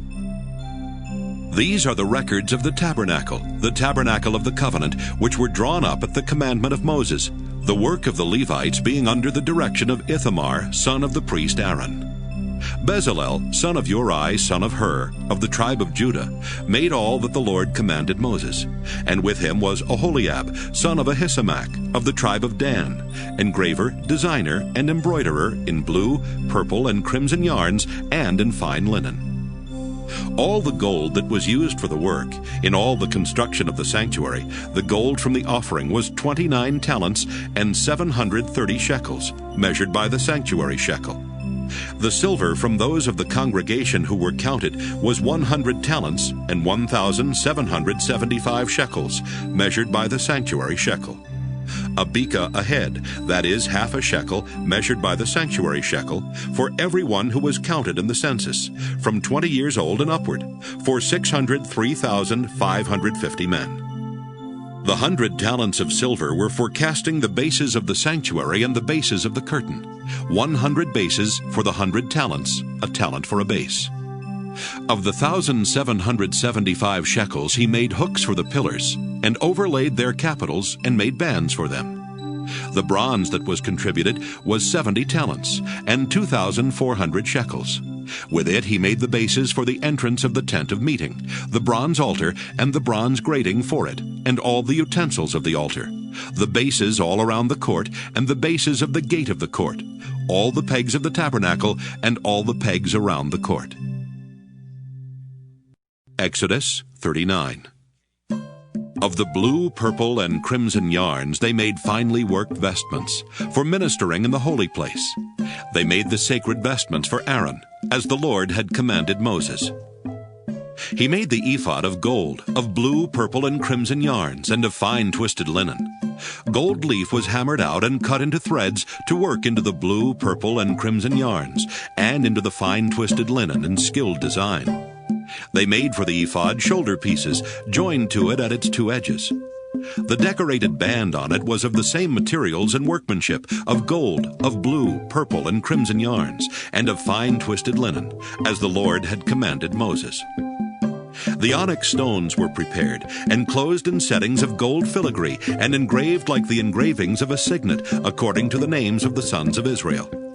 He set them on the shoulder pieces of the ephod to be stones of remembrance for the sons of Israel, as the Lord had commanded Moses. He made the breastpiece in skilled work, like the work of the ephod, of gold, of blue, purple, and crimson yarns, and of fine twisted linen. It was square. The breastpiece was made double, a span in length and a span in width when doubled. They set in it 4 rows of stones. a row of carnelian, chrysolite, and emerald was the first row, and the second row, a turquoise, a sapphire, and a moonstone. And the third row, a jacinth, an agate, and an amethyst. And the fourth row, a beryl, an onyx, and a jasper. They were enclosed in settings of gold filigree. There were 12 stones with names corresponding to the names of the sons of Israel. They were like signets, each engraved with its name for the 12 tribes. They made on the breastpiece chains of pure gold, twisted like cords. And they made 2 settings of gold filigree and 2 gold rings, and put the 2 rings on the 2 edges of the breastpiece. And they put the 2 cords of gold in the 2 rings at the edges of the breastpiece. 2 ends of the 2 cords they had attached to the 2 settings of filigree. In this way they attached it in front to the shoulder pieces of the ephod. Then they made 2 rings of gold, and put them at the 2 ends of the breastpiece, on its inside edge next to the ephod. They made 2 rings of gold, and attached them in front to the lower part of the 2 shoulder pieces of the ephod, at its joining above the decorated band of the ephod. They bound the breastpiece by its rings to the rings of the ephod with a blue cord, so that it should lie on the decorated band of the ephod, and that the breastpiece should not come loose from the ephod, as the Lord had commanded Moses. He also made the robe of the ephod woven all of blue yarn, and the opening of the robe in the middle of it was like the opening in a coat of mail, with a binding around the opening so that it might not be torn. On the lower hem of the robe, they made pomegranates of blue, purple, and crimson yarns, and of fine twisted linen. They also made bells of pure gold, and put the bells between the pomegranates on the lower hem of the robe all around between the pomegranates. A bell and a pomegranate all around on the lower hem of the robe for ministering, as the Lord had commanded Moses. They also made the tunics, woven of fine linen, for Aaron and his sons, and the turban of fine linen, and the headdresses of fine linen, and the linen undergarments of fine twisted linen, and the sash of fine twisted linen, and of blue, purple, and crimson yarns embroidered with needlework, as the Lord had commanded Moses. They made the rosette of the holy diadem of pure gold, and wrote on it an inscription like the engraving of a signet, "Holy to the Lord." They tied to it a blue cord to fasten it on the turban above, as the Lord had commanded Moses. In this way all the work of the tabernacle of the tent of meeting was finished. The Israelites had done everything just as the Lord had commanded Moses. Then they brought the tabernacle to Moses, the tent and all its utensils, its hooks, its frames, its bars, its pillars and its bases, the covering of tanned ram skins, and the covering of fine leather, and the curtain for the screen, the ark of the covenant with its poles, and the mercy seat, the table with all its utensils, and the bread of the presence, the pure lampstand with its lamps set on it, and all its utensils, and the oil for the light, the golden altar, the anointing oil, and the fragrant incense, and the screen for the entrance of the tent, the bronze altar and its grating of bronze, its poles and all its utensils, the basin with its stand, the hangings of the court, its pillars and its bases, and the screen for the gate of the court, its cords and its pegs, and all the utensils for the service of the tabernacle for the tent of meeting, the finely worked vestments for ministering in the holy place, the sacred vestments for the priest Aaron, and the vestments of his sons to serve as priests. The Israelites had done all of the work just as the Lord had commanded Moses. When Moses saw that they had done all the work just as the Lord had commanded, he blessed them. Exodus 40. The Lord spoke to Moses. On the first day of the first month you shall set up the tabernacle of the tent of meeting. You shall put in it the ark of the covenant, and you shall screen the ark with the curtain. You shall bring in the table and arrange its setting, and you shall bring in the lampstand and set up its lamps. You shall put the golden altar for incense before the ark of the covenant, and set up the screen for the entrance of the tabernacle. You shall set the altar of burnt offering before the entrance of the tabernacle of the tent of meeting, and place the basin between the tent of meeting and the altar, and put water in it. You shall set up the court all around, and hang up the screen for the gate of the court. Then you shall take the anointing oil, and anoint the tabernacle and all that is in it, and consecrate it and all its furniture, so that it shall become holy. You shall also anoint the altar of burnt offering, and all its utensils, and consecrate the altar, so that the altar shall be most holy.